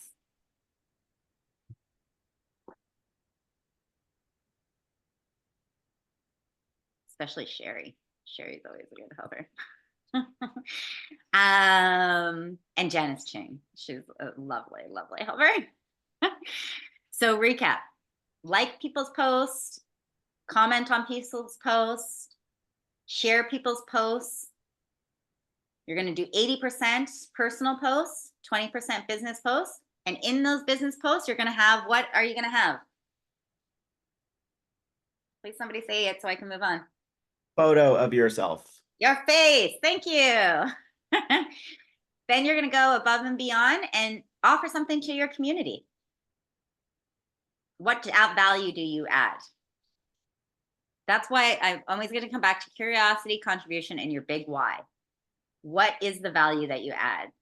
So Jason Abrams did that book, Millionaire Real Estate Condensed, where he took everybody else's ideas and he combined them into one like smaller book. So you can go through that book and you can see like events that people had, different different things that they did that worked for them. So you've got to find what works for you. Whether you're into animals, whether you're into painting, whether you're into baking, whether you're into tires, right? That's a value added. Your knowledge, whatever your knowledge might be, whatever your personality might be, is unique compared to everybody else in this group. Capture more leads. Okay. Am I supposed to keep going? Capture more leads. Session 9. Okay. I think I was supposed to do session 8, social media, but I can do session 9 too if they want me to. So generate your leads. Oh, no, I think was I just supposed to do session 8? Let me just call Alicia and find out. I'm sorry, guys. Tina, on the schedule, it does say capture more leads as well. Oh, so I'm supposed to do 9 as well? It does have it on the schedule for today. Okay, thanks, James. I'll keep going then. Okay, your number 1 job is to find ways to get in the path of motivated buyers and sellers. Your number 1 job is to find ways to get in the path of motivated buyers and sellers. So Gary Keller, who's that guy that came last year, James? An elderly gentleman. Wasn't Gary Keller, it was Gene Rivers. And I went out for lunch with Gene Rivers. And it was me and 3 other realtors. And he's the only person that asked the waiter about real estate. And it was kind of humbling and kind of embarrassing. He asked the waiter, he was like, oh yeah, he said, we're all realtors. Do you rent or own? Easiest question to ask. Oh, I currently rent right now. Oh, okay. Where is it that you're renting? Oh, okay. Are you looking to buy in the future? It was so embarrassing that none of us asked. So every time you see people, that's the easiest question to ask. Do you rent or buy? Do you rent or own? Sorry. Just start asking questions. 2 M's of lead generation, the message and the method. So what is your message? What are you sharing?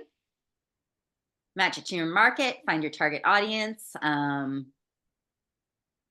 then instead of make an offer, I would like that to say call of action. So you're asking them to call you, you're asking them to enter a draw, you're asking them for something, right? The method, prospecting versus marketing, and setting aside the time block to do so. So setting aside time to video and time blocking. I really like doing the perfect week, and not doing the perfect week in terms of like what the MREA book says. Like, I have to make 20 phone calls a day. What does actually my perfect week look like? And that's going to involve some personal stuff, some business stuff, and I'm going to time block for that stuff. And finding people to hold you accountable too. So I've got a group that I'm working with, and they are holding me accountable. I'm doing a neighborhood video right now on 25 neighborhoods. And I told them I'd have it done by Thursday. So I have been hustling, running around with my drone. I did the voiceover, I did the middle, I did the intro, the middle, and the end. So I sent that off to a guy on Fiverr. Has anybody heard of Fiverr before?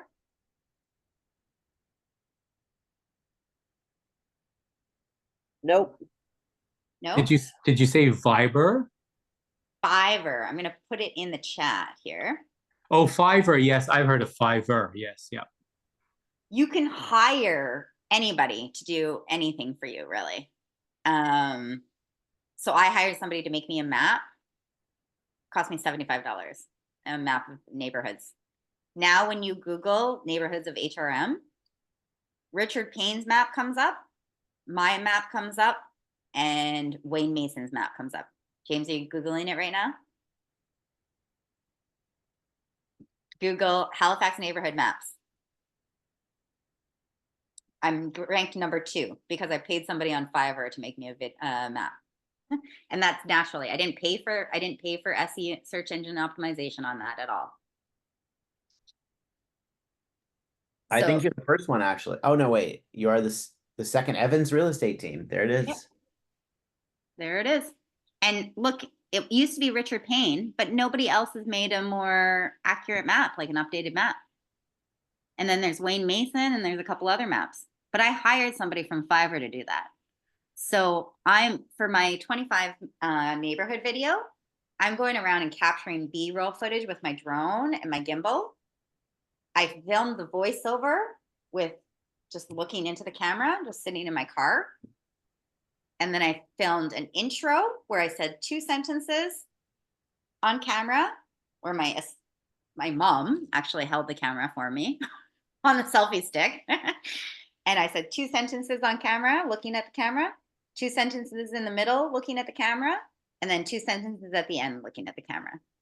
And I'm going to now send them to a guy that's going to use Google Earth and edit my videos for me. And I'm going to pay him probably about $400 to edit my video for me, because I can't watch myself. Like I just can't. I can do it on I could do it in CapCut, but I'm so sick of looking at myself and hearing my own voice. And after I've done the script so many times, I'm going to hire somebody on Fiverr.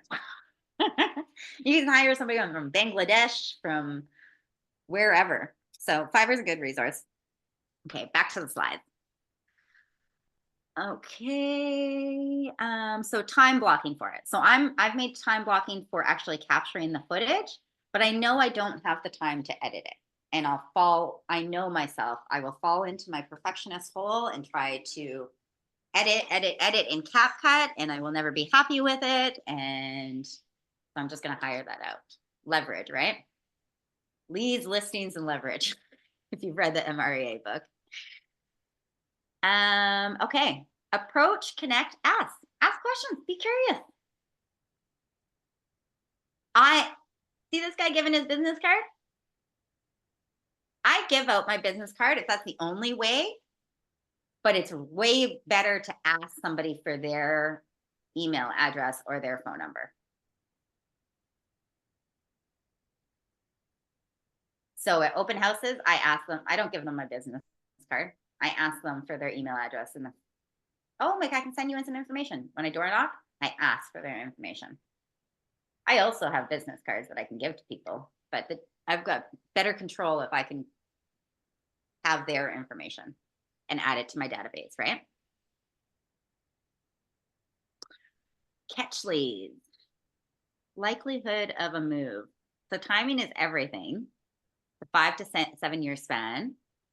So Phil's been in the business now for 9 years. So he's getting a lot of clients that started in their first semi-detached homes. They're selling the semi-detached and moving into their single family home. Or he has clients that are selling their bigger homes and moving into condos, right? So you've got your big moves in life. When you're first buying, you're getting into maybe a condo or a semi-detached. Then you're going to have a family, a single family home. You need more space for your kids. Then you're going to want to downsize. Those are the 3 big moves that you're going to make in your life, and 7 to 10 years apart. Okay, prospecting versus marketing. I love talking about this because everybody gets into the business and they want to be super creative and think of all of the marketing intensive things that they're going to do. Start with prospecting. You've got to start with a solid foundation, right? So prospecting is free. It's proactive. It's calling people. It's sending messages on Facebook. Hey, just sending a message. A lot of people just send messages on Facebook. Hi, just wanted to let you know that I'm a realtor. I wanted to check in and how you're doing. How is Susie, Bob, and the cat? Or just checking in with them to see how they're doing, right? Hey, Sina, haven't chatted with you in a while. How's life with kids going? How's hockey going for the kids? It just gets the conversation going, right? So prospecting is just calling and talking to people and engaging with them. It is very time intensive. You have to time block for that. But it's free. Your time is one of the most valuable things that you have, but you don't have to pay to have your face on the back of a bus. I guarantee you're going to see immediate results by going and door knocking on people's doors and picking up the phone and calling people, text messaging them, and sending them Facebook messages. You're going to see immediate results. Once you start putting money into marketing on billboards and stuff like that, it's going to take a while before you see those people come back, before you get a return on that money. So prospecting, face to phone or face to face, listings without agents. A lot of people make their business on FSBOs. There was actually a house, I think Michelle McMullen with EXP, she does a lot of FSBOs because I door knocked my neighborhood. I knocked on Roz's door, who used to be a realtor. She listed her house for sale by owner. I kicked myself for not going and knocking on her door when she put up the sign for sale by owner. I'd already gone by and introduced myself as a realtor. I lived like 5 houses down. Why did I not go and knock on her door and talk to her about the benefits of listing with me? She didn't sell by herself. So FSBOs don't sell by themselves a lot of the times because they're just not. And once you hear all, there's a really good FSBO script. Once you hear all of the work that's done behind FSBO, you will decide that it's too much work as an individual to sell my house. I got to deal with all these people not showing up. They're not pre-qualified. I don't know if they have the money to buy the house. Are they looky-loos? Are they time wasters? So I would say that FSBOs is a good one to do. Sorry, I lost my slide here. No. Oh, please don't tell me I lost my spot. Sorry, guys.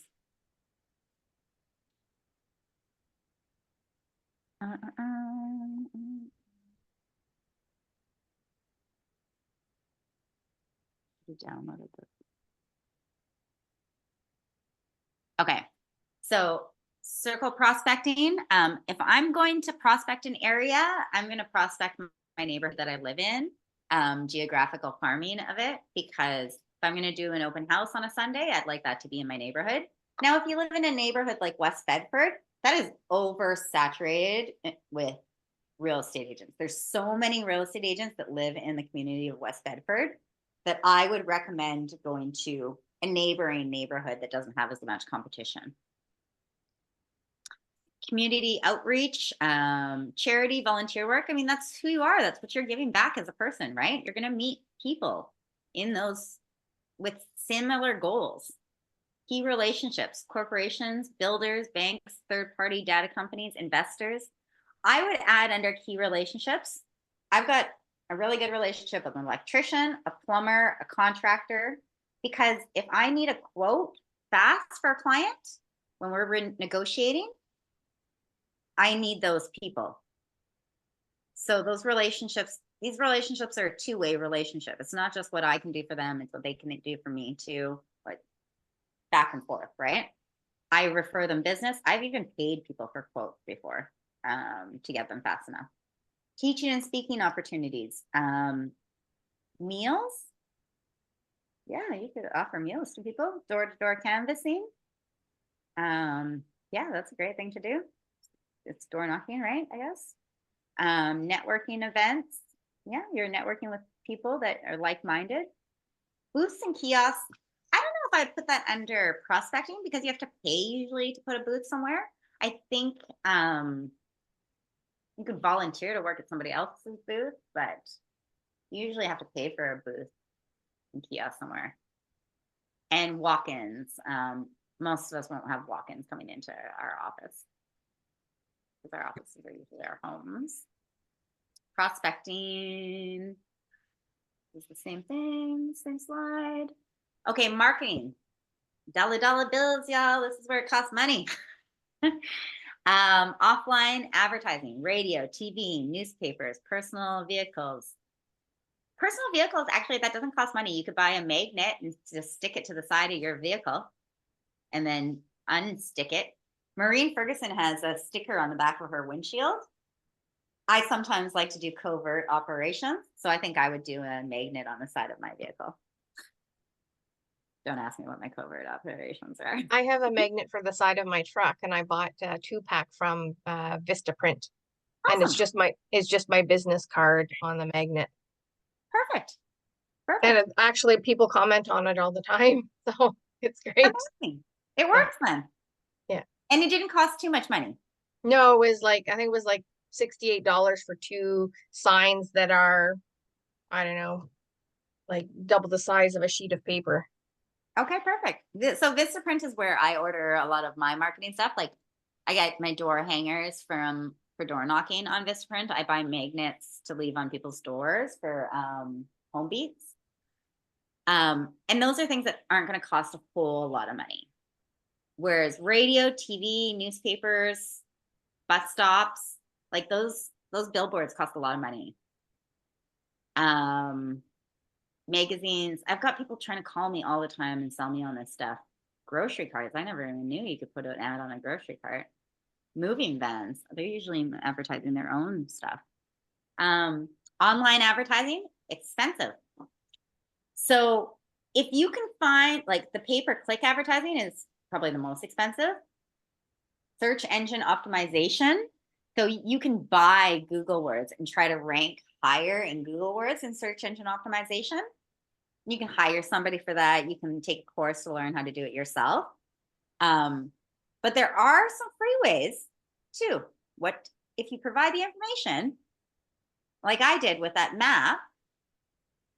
I naturally went up in search engine optimization because there wasn't a lot of community maps.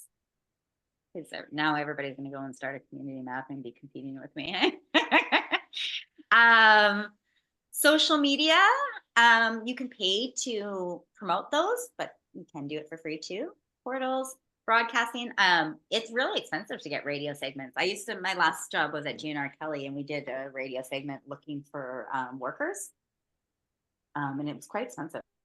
Live social media, it doesn't cost any. TV shows, it costs money. Direct mail, postcards cost money. Special events cards cost money. Just sold. I like to send, if I sold a house in a neighborhood that I normally don't list in, and it's sold for well over asking, I will send out a just sold card. And if I have a unique post, I will send out I'll go to Vistaprint and get just listed cards, and I'll actually door knock that street. And the best people to advocate for the people on the street are the people that live on the street. So I've done special events where I've said, okay, and I've actually sold a house before it got to market. So Lakeshore Park Terrace, it's the really nice $1 million mansion houses down by Micmac Mall. I gave all those people, I knocked on every single one of those doors and I said, you would probably know, I just wanted to let you know that such and such house is coming to market in 3 days. As people that live on the block, I wanted to give you the first kick at the can to buy this house. There's only a limited amount of houses. And maybe you know an aunt or an uncle or a cousin, a brother or sister that wants to live on this house. So I'm going to run a VIP open house for only people that live on this street. So I went around and did that. And that worked out really, really well. Quarterly market updates. Those are good to do in the direct mail too. So they say that you should send out 12 postcards a year, 1 a month. I think that's a little bit much, and that's a little costly.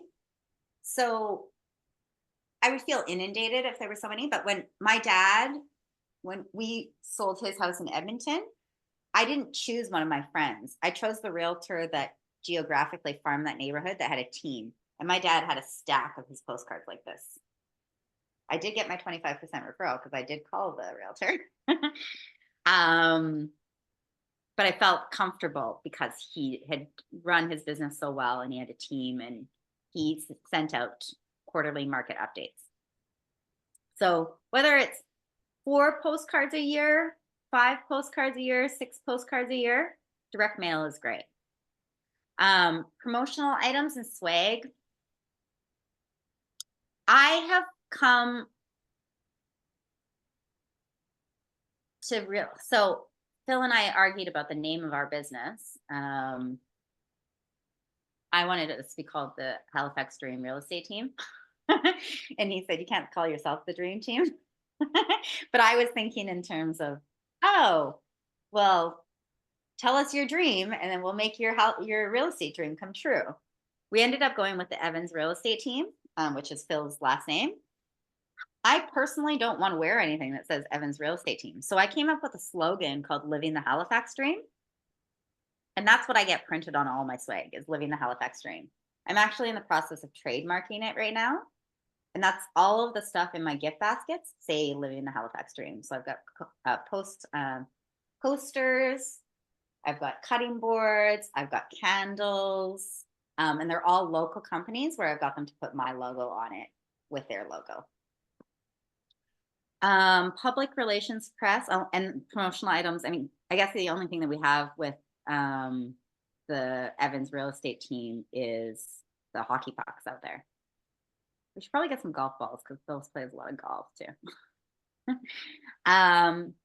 Public relations.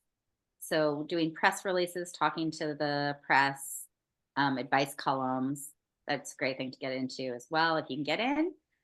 Usually it takes a little more clout and a little bit more time in the industry to get people wanting your opinions on that.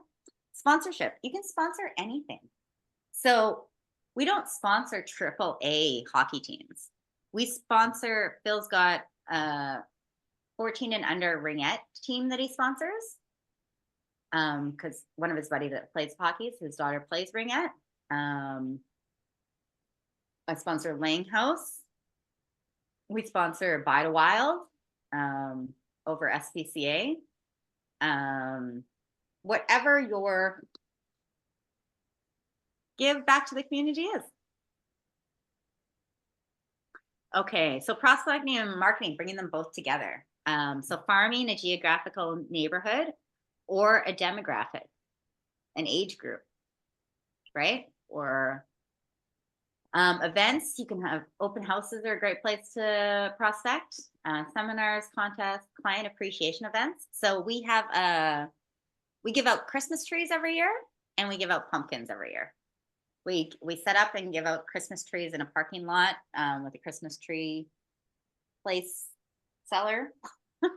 And we do it every year and we send out an email to all of our clients in our database and say, would you like to come and get a free Christmas tree from us?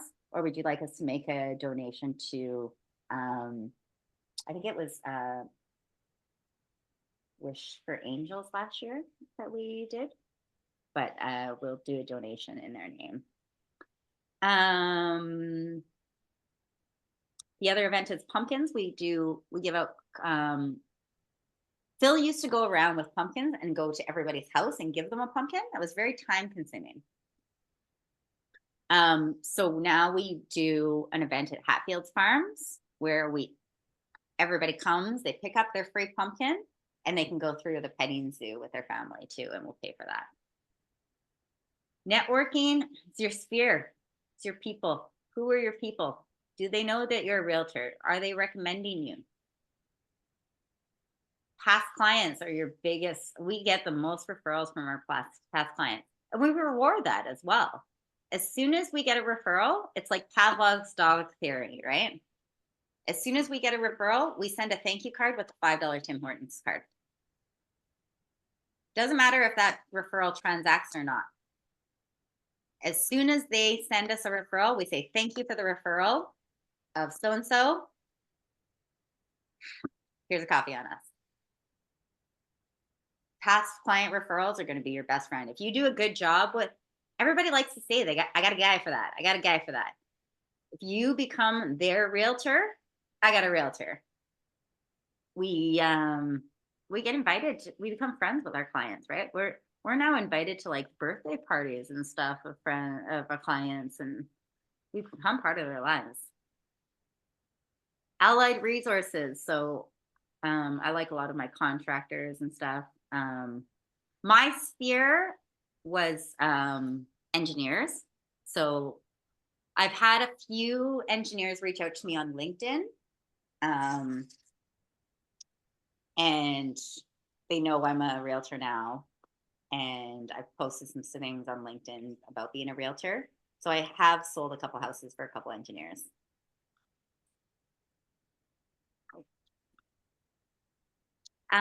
Always provide value. The KW app is kind of an Americanized. I don't know if anybody's using the KW app here right now.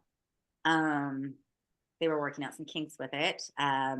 Share market statistics, provide vetted vendor lists. I think that is, put a star beside that. If you can get a vetted vendor list, you are now a much more valuable real estate agent. You need a plumber.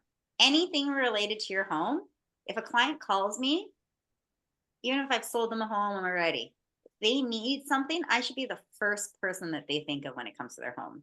So I talked about that Jason Abrams book of the taking all the ideas of like touches. Jason said, if one more realtor sends me a to-do list of like spring gutter cleaning, and these are all the things that you should do to get your house spring ready or fall ready, it's like I'm gonna lose my mind. He actually called a realtor and told him to take him off his mailing list. He just sent me a to-do list for my wife. My wife got in the mail, gave to my child, and then my child gave to me of things that I need to do to my house. Rather than that, why don't I provide something of value? So why don't I send a list? Oh, it's that time of year, snow plowing. If you need a snow plower in the neighborhood, I'd highly recommend so-and-so. If you need a gutter cleaner, I'd highly recommend so-and-so. Give a list of vendors. When you're door knocking, that vendor list is going to be your best friend. When you are in the middle of negotiations and you're representing a buyer and you found something in the home inspection and you need a quote last minute, that vendor list is the most important thing that you have. Ask for referrals. You have to ask for referrals, and then reward the referrals with the thank you note, a handwritten thank you note. And it doesn't even have to be a $5 Tim's card. It can just be a thank you note. But you have to ask for the referrals. And then you have to teach them how to give you referrals too. Introduce me by text message. Introduce me by Facebook. Give me their phone number or number. It's more unlikely people are going to do that. More so, they send a text message and they say, oh, hi, Lauren. I know you said you were looking for a realtor, and I told you I had my friend and realtor, Sina, who's helped many of our friends in our group. Here, I just wanted to connect the two of you. So you got to teach your people how to give you referrals too. Client referrals. What's the difference here? Just the double slide. Agent to agent referrals. Okay, this is a big one, guys, and a lot of agents are missing out on this. Agent to agent referrals are huge, and you don't have to do anything for that 25.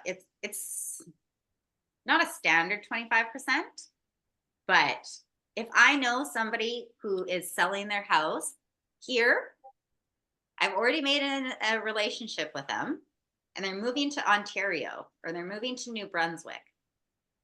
What's the first question I'm going to ask them after I've agreed to sell their house for them? Are you working with an agent over there? Exactly. And if they aren't, I can hook them up. I can definitely refer you to somebody, and I'll find somebody that's going to be best suited for your personality and that you're going to like. And KW has a great way to find agents on the KW Connect. It's super duper easy. And you can find agents anywhere in the world, and you can also organize them by like how much they produce, their little bios on them. Do they work mainly in what areas? So if you haven't taken a look at the KW Connect agent to agent referrals, the 25%, I've made some, actually my assistant Melissa has made some really good money for us doing that. By listening to the clients and then finding an agent for them in another province that they're remotely into. So agent to agent referrals, you'll grow your agent referrals, you'll make relationships. Once you close a few deals for a few agents in another province and they see that 25% coming back to them, manage them. So you're going to get the referral, you're going to manage them, you're going to transact with them, maintain them, and they're going to get their 25%, right? It's the same thing when they give it to you. So they want to refer to somebody who's going to close because they want their 25%. When I refer to somebody, I'm going to refer to somebody who I think is a closer in another province, who I think is going to best. When I say a closer, I might have a few realtors that I recommend in Alberta, but it's going to be different based on their personality of the client. Who is going to be best suited for this client? Who's going to speak that language? Is it a D personality that needs decisive answers? Is it a warm and fuzzy, caring person, a S personality that's going to want to talk about their feelings, and that D realtor is not going to be the best person for them? So this is the KW Command Connect. So you connect on that little connect button. It's so easy to find other realtors. This is one of the best things about Keller Williams, actually. You can find realtors all over the world and connect with them immediately. And there's a whole thing on Connect where you can like put it out. So you can put out a referral and like say who responds first. And they have to respond through KW Connect. And it's the first to get. So you can go to my referrals. You definitely want to have your picture up there and a bio about yourself and what kind of value you provide to your client. Why, and a little bit about yourself. So the agent that's referring you is going to be able to say, okay, this is a good match personality wise for my buyer or my seller that I'm referring. Usually going to be a buyer. And we have worldwide referrals. So we have, I've got a client right now that's looking to sell his condo and move to Dominican Republic. So I found him an agent on Keller Williams Connect in Dominican Republic that he's going to work with.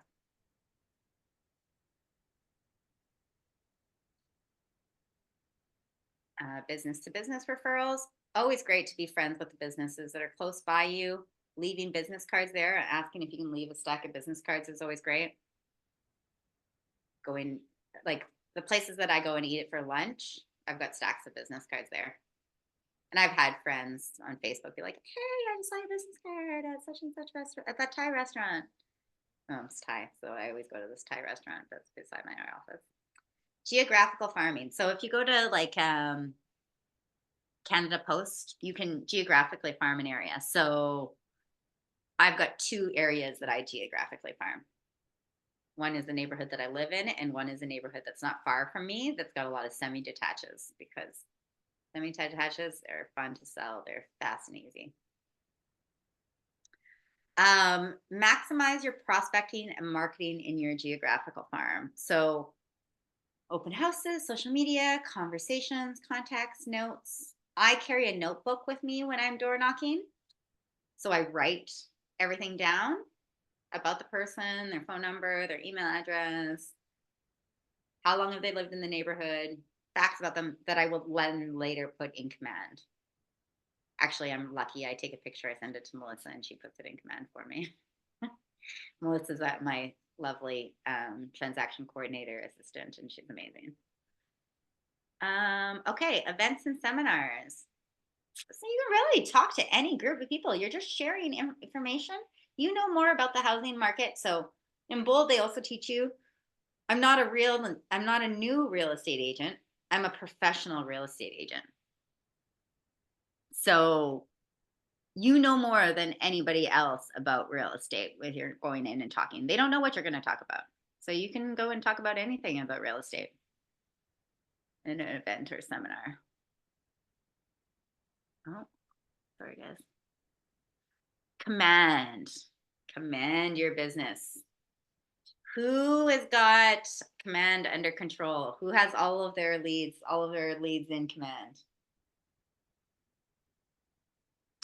I know I am guilty. Like, we've been asked to look at all of our phone numbers in our phone and then look at our leads in command. And not all the phone numbers in my phone are in command. Now, I've got to do a better job of that. But having your contacts in command, having them tagged properly, and having them with that DTD2. So by tagging them, I've got a few different tags. We've got what neighborhood do they live in? Is it a buyer? Is it a seller? 3 years? 5 years? Immediately? Hot? Christmas cards? Birthday cards? Christmas trees? Pumpkins? Do they get invited to all these events? So then I can filter them by those. Percentage of the database with phone numbers, email addresses. It's a nice thing that they do, so you can have a healthy database.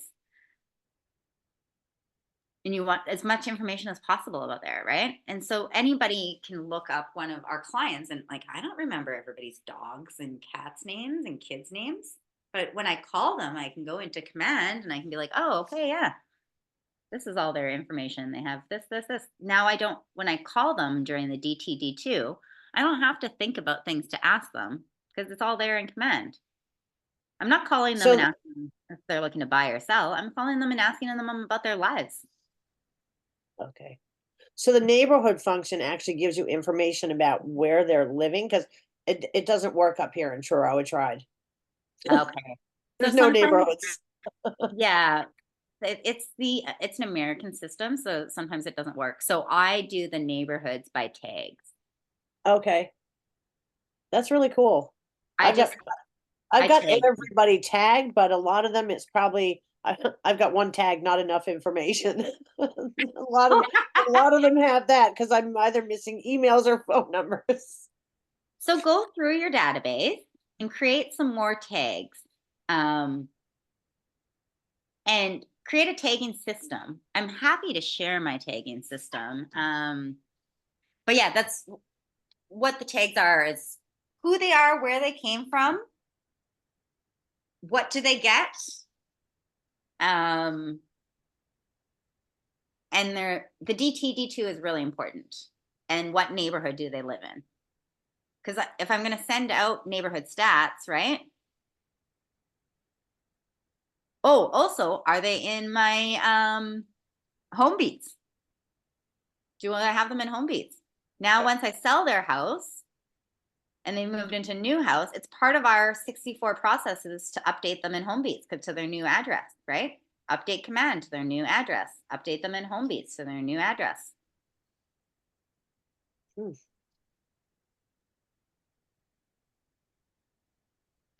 So Phil and I have been in the business for a while now. We have I think there's 64 steps that we have for each buyer and each seller.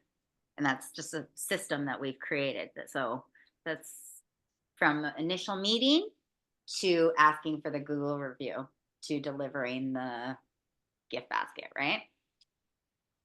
Every step through the process we've got in an org chart, and that way nothing gets missed. And we just have it in an Excel spreadsheet. We started using Monday.com because we have a team now, and everybody can access it from their phones. You can also do the to-do lists in through command as well. Right? Can you share that sheet with us? Maybe. I think my husband might kill me. Because he's taken 9 years to build this sheet. Oh. But it's every process that we do throughout. So you can create your own, right? Starting from the first meeting to, okay, have I advised the lawyers? Okay, we got an accepted offer. Have we sent the next steps email? Have we sent the information to the lawyer? Have we sent the information to the lender? It's every step along the way. For a listing, do we get the photos? Do we get staging done? Do we have the staging consultation? So those 64 steps that we've created is a system for our business that works for us. But you can start that with yours and just map it out in an Excel spreadsheet. And then it's check sheet, right? I've actually got it on a whiteboard so we've got it in Excel spreadsheet. We have it in monday.com. We have it in Command. And then I'm a visual person and I just like to write things on paper. So I've got it on a whiteboard in all of our buyers, all of our sellers. And it doesn't have all 64 steps, but it's got conditions dates. It's got price. It has commission. It has inspection date. And it has firm and closing date. And I give it a check once those have been completed. Okay, lead generation plan. Connect with your sphere, build and feed your database, capture leads from open houses. I love capturing leads from open houses. And building and feeding your database. Honestly, what got me through Bold was the door knocking and using, everybody took me up on, everybody's answer was, I follow the market on Viewpoint. And I would say my conversion rate of getting people over to HomeBeats was 75%. Build a community with social media and capture leads. Tell people your story. Build your community. Talk to your people. Execute a referral strategy. So Paul Blev's theory, right? As soon as they give you a referral, send them a thank you note. Choose a geographical area you want to focus on. If you live in West Bedford, do not door knock West Bedford. I guarantee you those people have been door knocked by 7 other realtors. Choose another another neighborhood that's close by. And consider events and seminars. Okay, how many more slides we have here? Is that it? It looks like I made it to the end of the slides. I will show you, do you know why, just because you asked, I will show you my monday.com. I have to take off, Sina. I've got a showing in half an hour. So thank you so much for today. It was wonderful. Okay, you're welcome. Thanks. Bye-bye. Bye-bye. So team projects. So we've got team projects, the center of the universe. Maybe I should show you in Command instead. I think that the lady that signed off was the lady that wanted to see my list of all of my 60 different, if I would share my 60 different, so here's my sellers pipeline. Okay, so these are all the steps. Can everybody see this? I've got listing price, selling price, commission, agent, the property.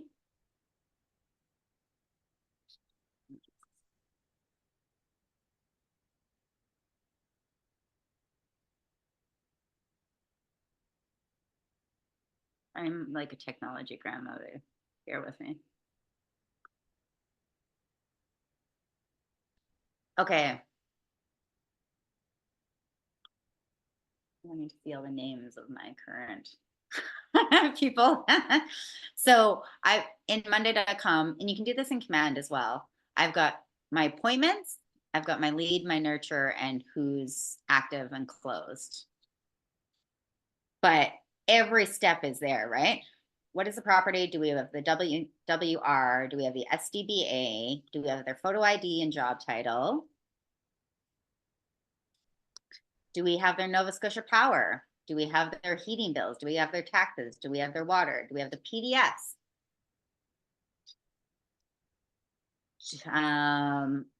Updated lists. Did we order up the sign? Did we book photos? Did we book staging? Did we have a feature package? Did we do the residential input form? Did we upload the documents? Are we active? Just listed? Did we do that post on social media? Open houses, but we have 64 steps along the way, right? Did we marry the lawyers? Who is the lawyers? Reminders. Did we send out the sold postcard? Did we do the FinTrack? What is the closing date? Has the realtor been added to our database? Did we deliver the gift basket? We're falling behind in delivering the gift basket and a few things there, but I'm gonna stop sharing the screen here. Come on.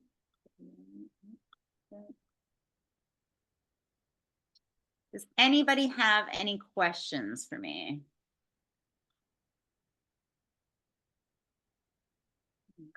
See your faces again.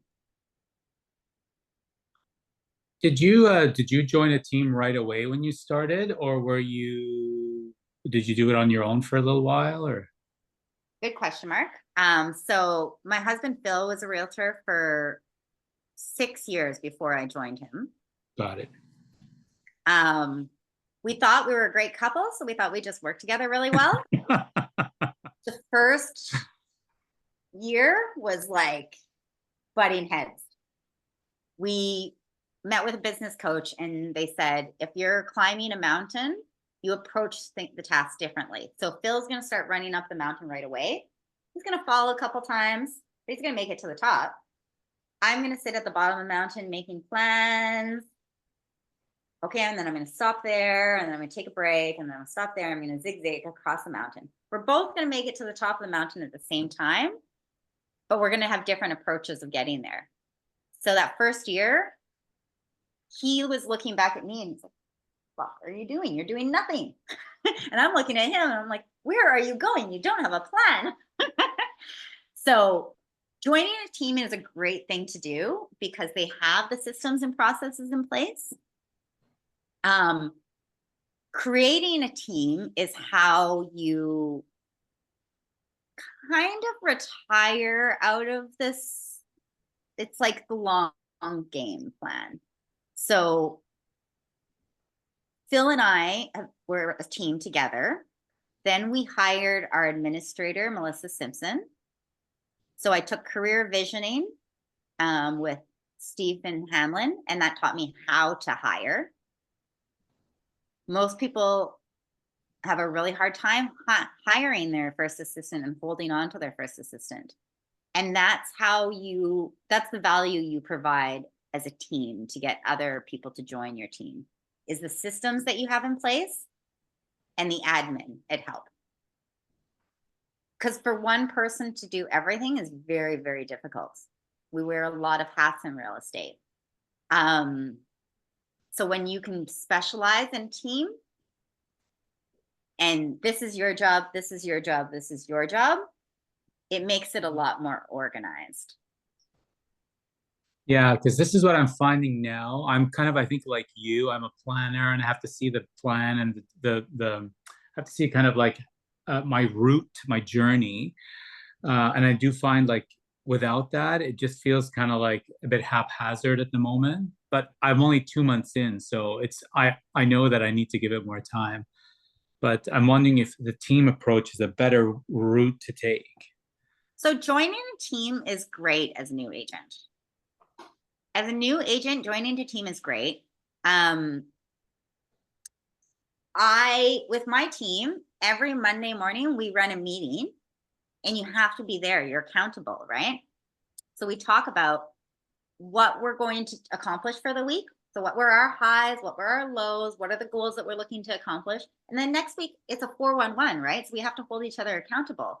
Did you complete those things on the list? If not, you have to move them forward. What do you need help with to complete those things on the list? So working as a single person, it's hard to be accountable to yourself. Yeah, I mean, I'm pretty self-motivated. That part I don't mind, but I just do find like there's because you just don't know what to do. You're kind of you're just going along and you're doing a little bit of this and a little bit of that, and it's not structured. And I do feel like I would work better with structure. So yeah, I just wanted to know if it sounds like the team approach might be a better fit for me. Like it's not for everybody, and I get that, but joining a team would be amazing for people. Here, I think I have this. I might have 2 documents that I can share with you guys here before we get caught off. Yeah, I got them on my desktop too. Okay. Here's a buyer's checklist. Oh. Restricted by my admin. Oh no. Oh dear. So there's these checklists. So this is a listing checklist. It's a good place to start. Do you want to take a screenshot of that? It won't let me put it in the chat for some reason. Can everybody see that listing checklist? Yep. Okay, and then there's a buyer's checklist here.